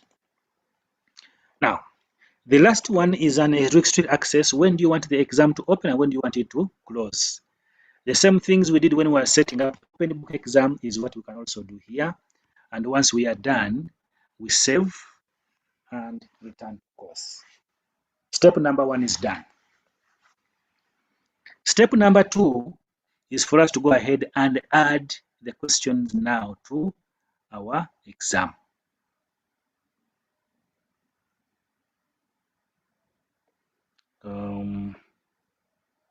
It is here. So we click the exam, and after clicking this exam, we now come to edit quiz. It is 1 hour and 30 minutes. Only one attempt allowed. We now edit the quiz. In editing our quiz, we come to this section and then we say add. When we add, we can add random questions. We can type a new question, but we can also add questions from our bank. Remember, we had a question bank we set up. So come to add and choose question bank. This takes you to the question bank that you put into the system. Tick whatever you need to appear in your exam. You say you are setting up this exam in less than 30 minutes.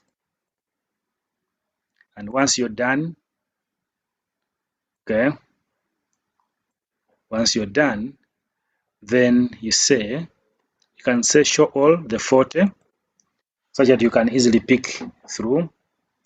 Let me take that.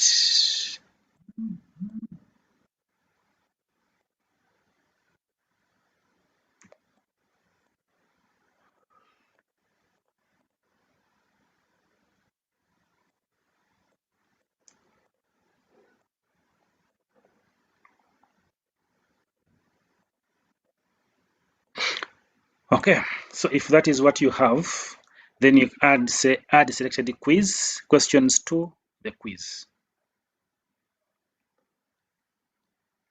In just a flash, once you're done with this, remember we set 10 questions per page.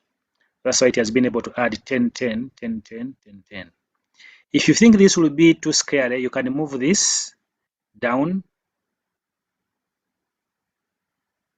to be one of the last numbers to be attempted.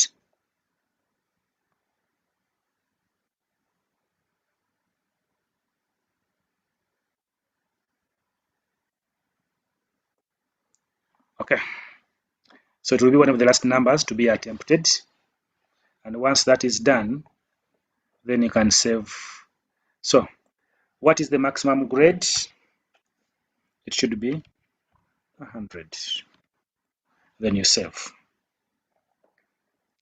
Something I forgot, you also shuffle these questions. Then you save. So this means our quiz is ready for attempting. If you come back to this quiz as a student, you can review the quiz. Okay. You say, let me go back as a student, switch role, and then student. So as a student, you have attempt quiz. When you go to attempt quiz, click at attempt quiz, start attempt, then it will start for you the exam. It will count for you, count down the time for you as you do the exam. You start filling your exam, your questions. You fill your answers, choose your best answers as you move on. You say next page. Meanwhile, it is counting your time. You continue choosing the answers that you think are correct.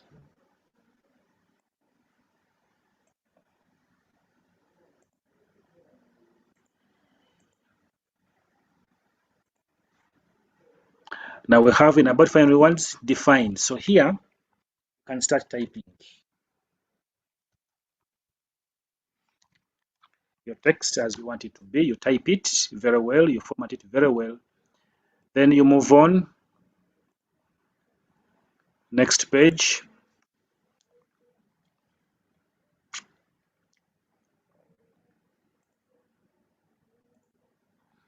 Once you're done, you find finish attempt. Of course, this will show you I've missed out to these two at some point. I don't know where they are. Okay, they are here. I missed out 14. Remember we said sequentially attempt this exam. That means we cannot move back because it is sequential. So if I accidentally left a number unattempted, it will remain as is. Once that is done, I'll say finish attempt.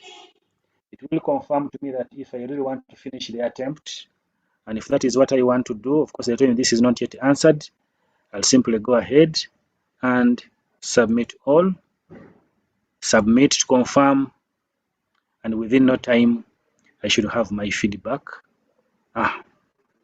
Now, this is telling me not great grade because there is an exam, there is a number that needs to be reviewed, which number was the number of 500 words. My final grade should be out of 100. Now, returning back to my normal role as a teacher, my normal role as a teacher. Okay. I'll go to the exam.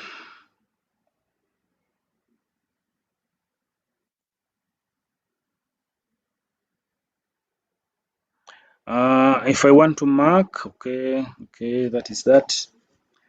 Then I will have an option to review done editing. Oh, sorry, suppose it was on. I have an option to review this.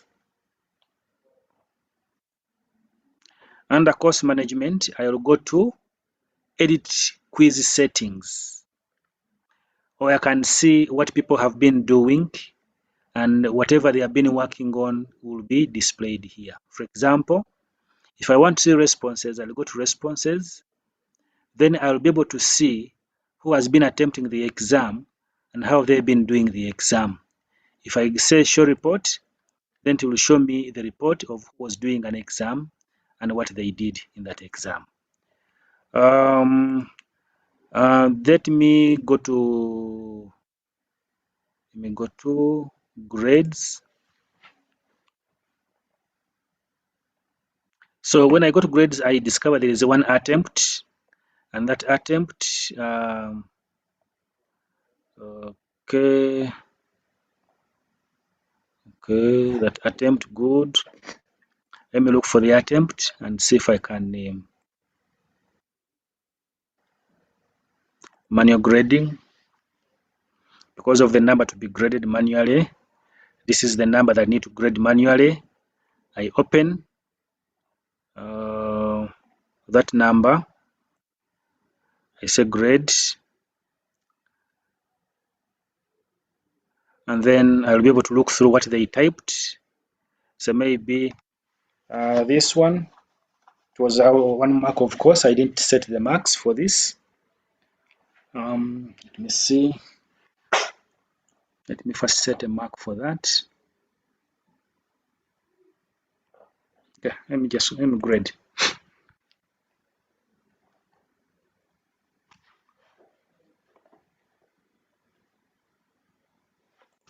Maybe 1. Then save and go to next page. You can put your feedback here. Sorry. You can put your feedback here, your comment here. Say nothing typed, so no mark. Awarded. Okay, this is 0. And then I say save and go to next page. So there are no more people to grade. Whenever you change anything here, it will be reflected to show that you made changes. Okay. Now, if I go back, my role as a student,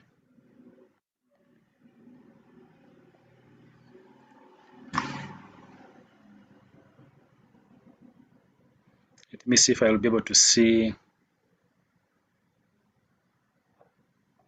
Okay. Under grades.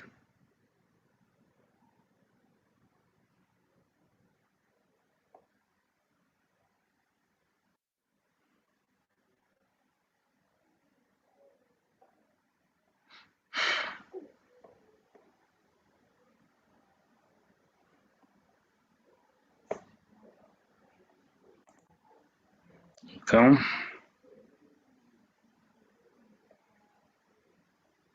So you discover that now my feedback, my overall feedback is back. I got 2 marks out of 22, giving me 9.1%. And this is when it was available. This is my final grade according to the lecturer. So with this is just done in a flash of a minute. And as a lecturer or as an instructor, what you need to do is now to pick this and take to any other exam grading software or platform you're using as an institution. You go to grades. So under grades, you'll be able to see a list of all your students plus whatever they are supposed to have worked on. So far, let me see. So far it is only, there's someone who has attempted something. Okay. Susan has tried attempting something. Some people are trying to do, this is nice. End of training assessment. Okay, this is good. Please continue. Okay, this is lovely. Yeah, what you're going through is what we actually want you to try out. So once you're here as a lecturer or as an instructor, then you can pick your grade books for your students. That is when you're going to export now. You go to export, and then you choose what you want to export. Are you looking at practical work? What are you looking at? Maybe end of training. These two.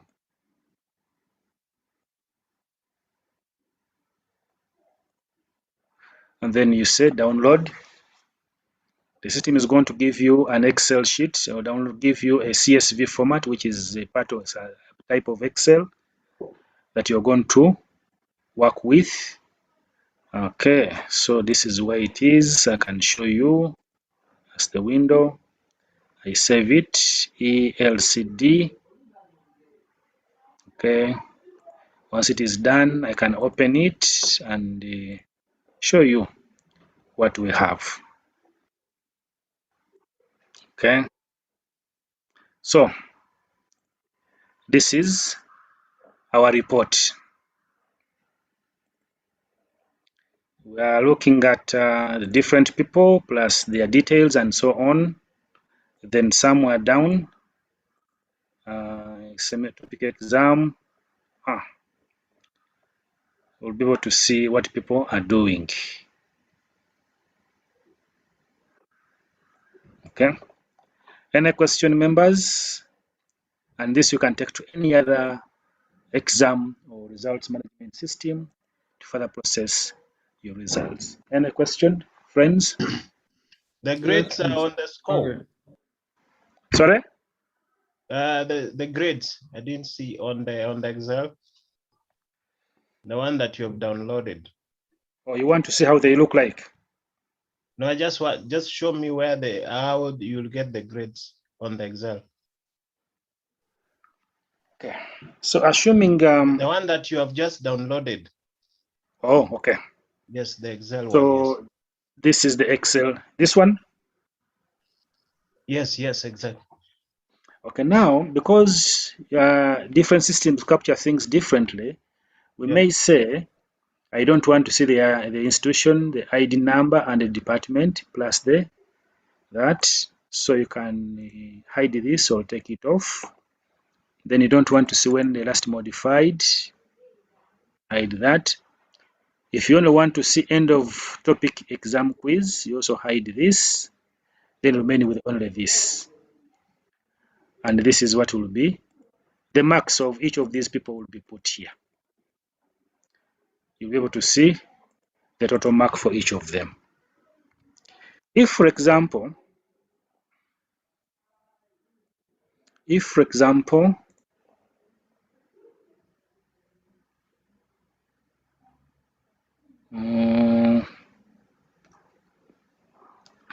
please note they are sending you messages in the chat room. Make sure you not in the chat room, but within the LMS. If, for example,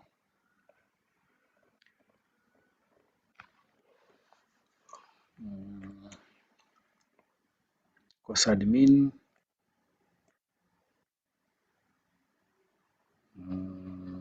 where is grades? Okay. If under these grades, people had given marks, assuming some people had received some marks, let me say,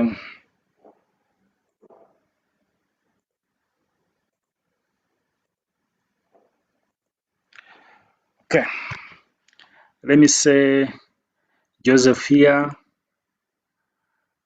Joseph has been given some marks. Let me see, end of assessment. Okay. Maybe 45. 45% only. Then we save. We are just trying out. Okay, Joseph has that. Sorry? It's fine. It's okay. So 9. This is okay.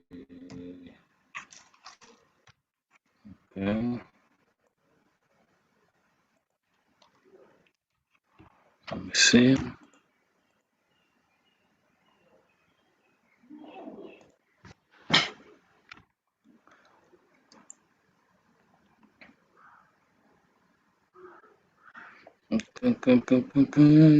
Let me see. Okay.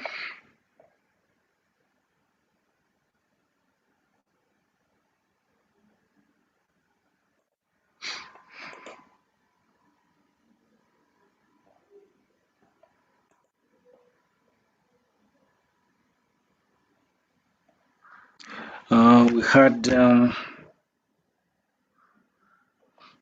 let me mark mine.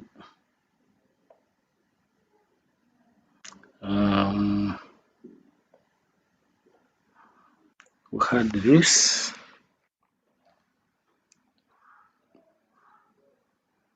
And it came to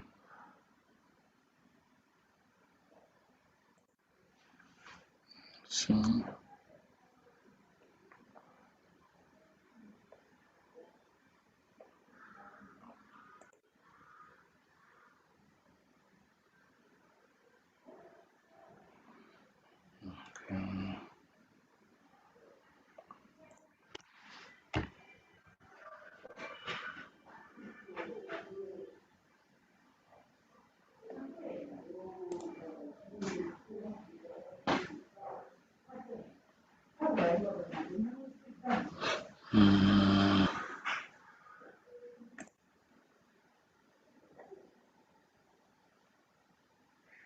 We can have if people try to attempt.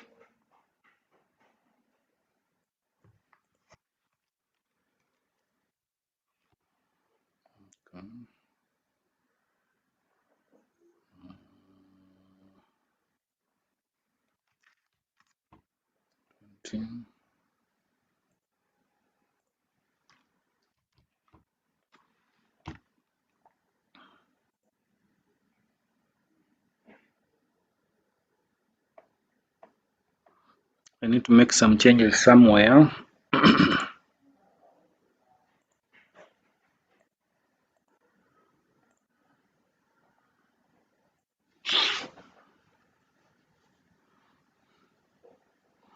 Then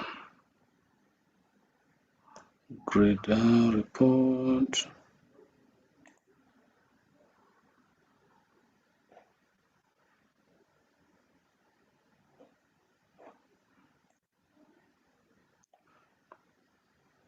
Do we have someone who has tried to attempt? This is 9, 0, 0. Okay, this is fine. Export.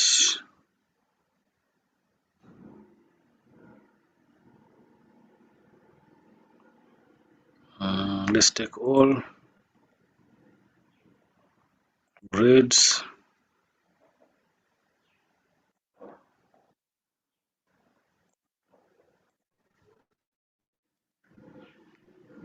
Okay, so we had Joseph here and so on.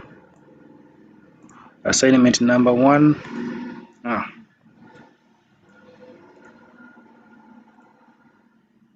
This is the course total, which is the real mark. There is this, of course, we need to look at the scaling for us to get the best output. So from here, one can tell this quiz, this assignment, so and so performed like this all through until they are all done. So from here, you can save it again as an Excel file, as opposed to having a CSV. You may say 97 to 03. results.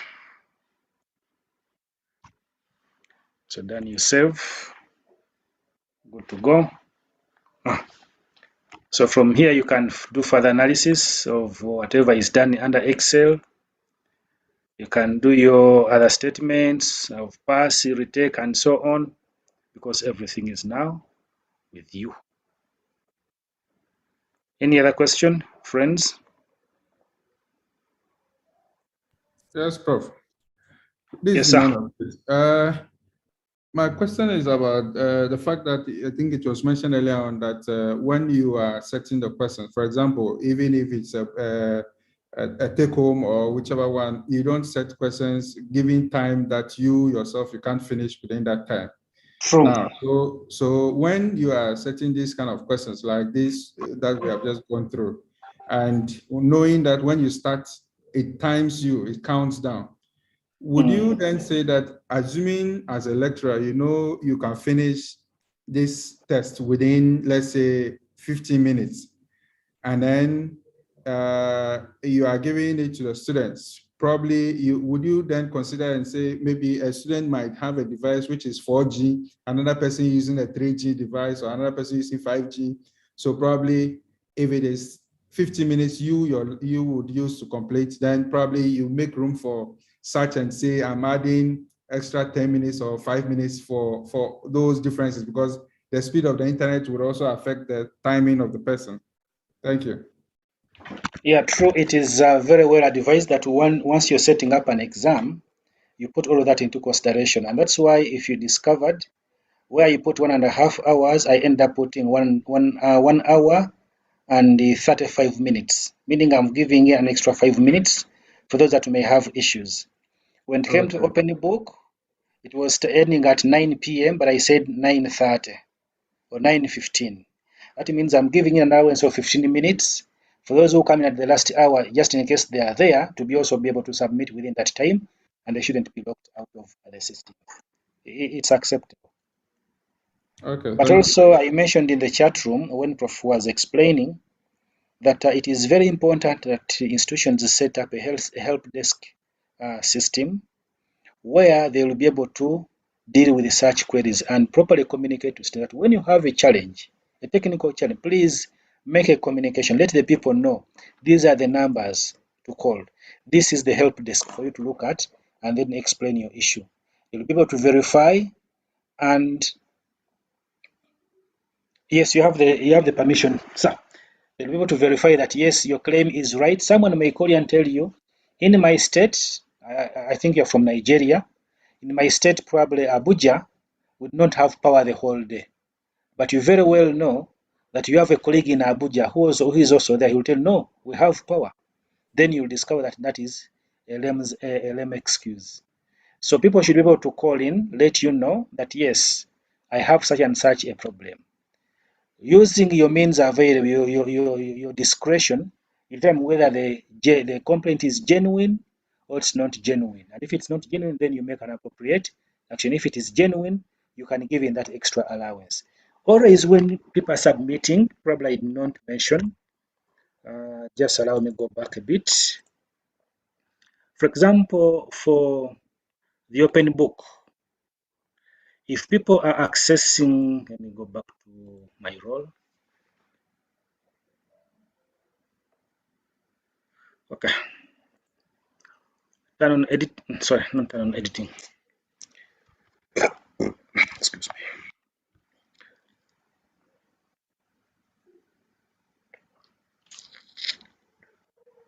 If you go back to this unit and say, for example, the timing we set for this exam, assuming it expired,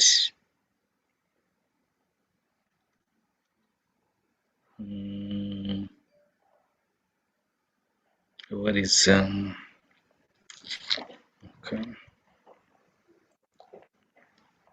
I need to change the time such that we're able to see something.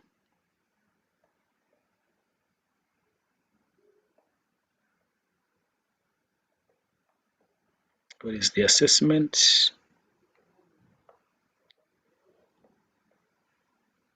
Okay. So I say this is tomorrow. Assuming it happened today, Let me make it today.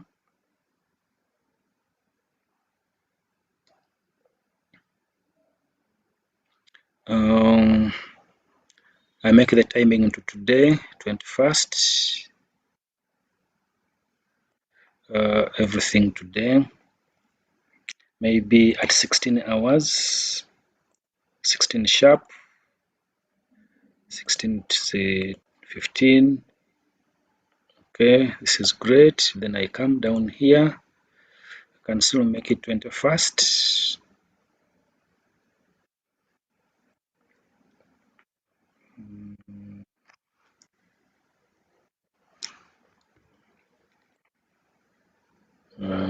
Okay. Then I save.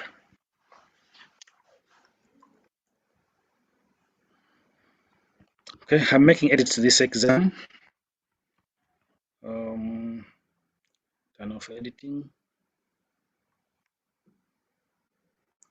Now, when I go to this exam and I open it,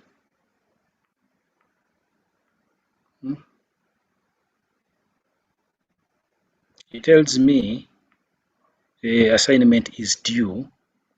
Okay. When I go to view all submissions, which is where I'm going to find all those people who have submitted their work. Okay.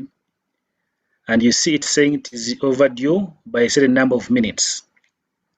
If, for example, I discover that Ibrahim had a genuine problem and he needs to submit his work, I'll come to edit here and I say grant extension.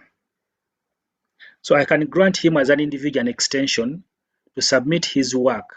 So I say what time can I give him? Probably up to 8 p.m. 8:15 today, 21st, and then I say save changes. Now that change can only applies to Ibrahim, not everyone. And even when you go to look through, you discover that this person has been granted an extension. And the extension is based on a reasoning that someone made a communication early enough and said, in my state or in my district, we have a problem of power ABCD, or I have a problem of my laptop, I cannot submit my work. Please give me extra time for me to submit my work. That's how it would be catered for. So you can go ahead and make extensions for the people you feel have genuine reasons. Otherwise, you can simply go and say prevent further submissions, and then they will not be able to submit anything. Thank you. Any other question, members?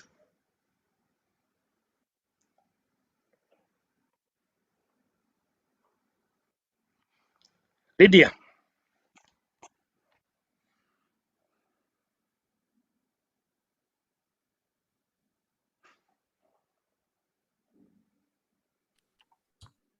Joseph, either people have understood so much or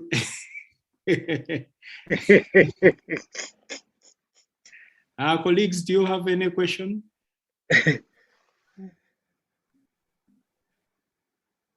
I know it's Probably at that part being an evening and after lunch.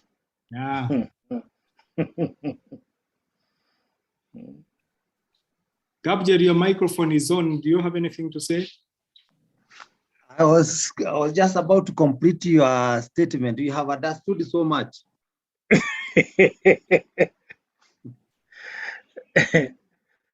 Okay. Okay. Yeah, thank you very much, colleagues. Joseph Asega, you wanted to say something? Oh, yes. I had a question, but it is concerning what we learned yesterday. I was trying to go through the whiteboard animation, but the screen I got had some writings at the back, so it wasn't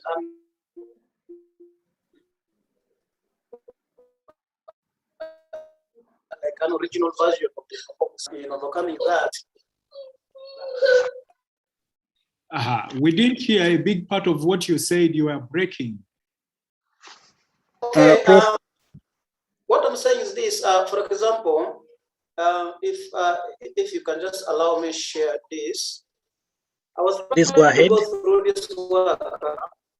Yeah, I was trying to go through this work yesterday on my own. And Colin, are you if I there? could understand it, but you find Yes, Colin is online. Sorry? Hello? It's okay. Go ahead. Go ahead, sir.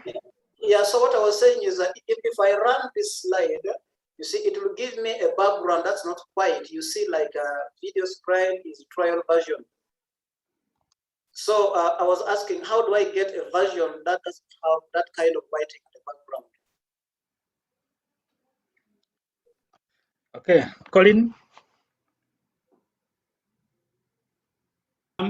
Yeah, if Colin is not there, but what is clear there is that the version you are using is a free version. So it just helps you to learn, and therefore you cannot use it specifically for your own things. Otherwise, that background will not be there. So, but you can purchase a personal version of this. I don't think it's more than even $100. Okay. And it's not annually. You buy one for keeps. Francis, please unmute Collins. He wants to say something.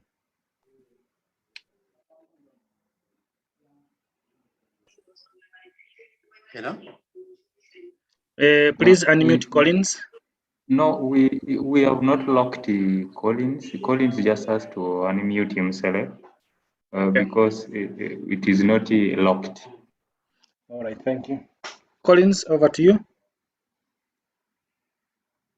And he has put something in the chat room and says you can either create an account as a Sparkle or alternatively purchase the license, and he's going to share the link. He's going to share the link onto the learning management system. That's why he's going to put the link. Please feel free to access it and go through that. Yeah, I think the option that might work is purchasing a licensed version, because I also True. I tried to create an account, but it work.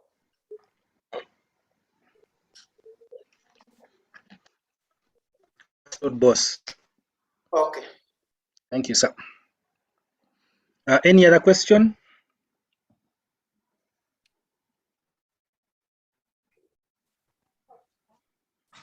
There is a question on the chat room. I don't know, somebody, Joseph Asega. Yes. I'm just interested to know. Also, do we have the permission to access the information from this platform? Okay. Yes, after. you do. You do. They have shared a link to the video scribe. Joseph Asega, please take note. Thank you. Thank you. I've seen it. Thank you. Okay. I think if there are no any other questions, Abbas Saka, is there anything you want to say? Your mic is on. No, I want to thank Joseph for this presentation, but I think that we must do more exercise and repeat this training before, and if after this we have a question, I will write you individually about this training. Okay, that is fine. Okay, and colleagues, what you should note is that you were provided access to the learning management system, and you are going to be accessing that management system at least until end of November. So the content will remain there. If you have a question, you can come and post it via the forum or via an email to one of us. We can be able to help you, so you'll not be locked out until end of November. And then tomorrow, because tomorrow we are winding up, and you know, there is teaching or training people and you don't assess them, so you don't know whether they actually learned. So we want to test your understanding of what we learned based on what I was teaching today. But anyway, tomorrow, we are going to have to require each one of you that has been attending to actually go into the process of developing content using any method or technique we have actually trained you in. Whether you are going to use video scribe, it's up to you. Whether you're going to use EXE, it's up to you.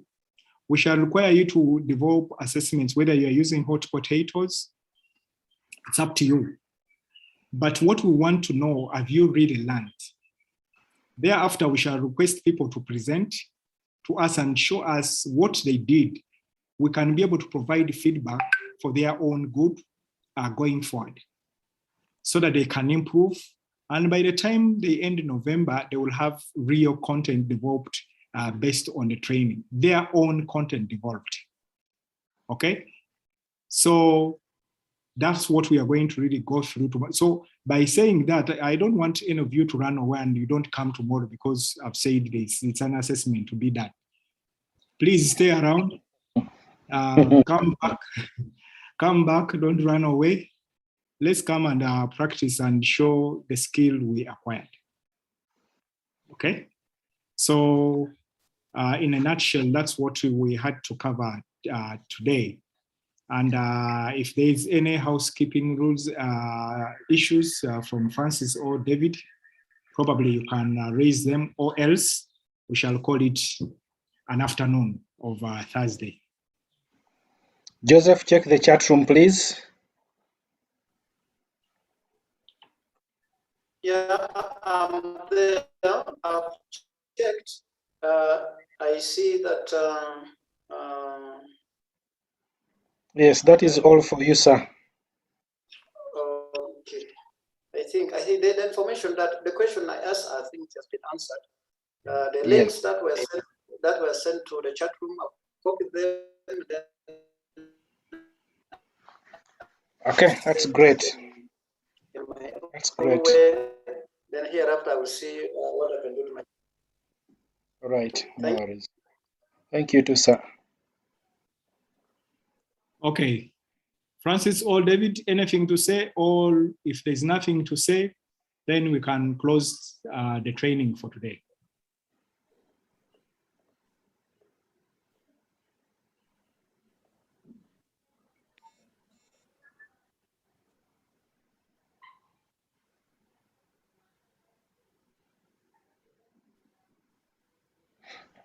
David is first. Oh. Me too. Francis?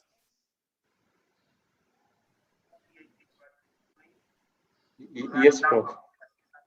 We are saying that if there's nothing for you to say, we want to probably close the training. Yes, we can close. There's no problem. Yeah, okay. Thank you very much, members. We'll meet tomorrow. A lovely evening. Okay, and colleagues, before you go in the learning management system, right on top, we have placed there an evaluation form for the training. Please feel free to submit your evaluation of the training. It's right when you log into the system, it's the first one on top there. Thank you and a good evening. Evening too. Thank you very much, Professor Jude and your team. And thank you very much, our participants. We have so far completed 4 days. Please hold on your belt, and tomorrow we still have 1 more day to go, after which I will be interested in knowing what your view is as far as this training is concerned, whether or not your objectives have been met, and how we can improve. But we thank you so much, and this is a practical skill that will help you during this time and always. With this, I close the training session for today. Thank you. Thank you too.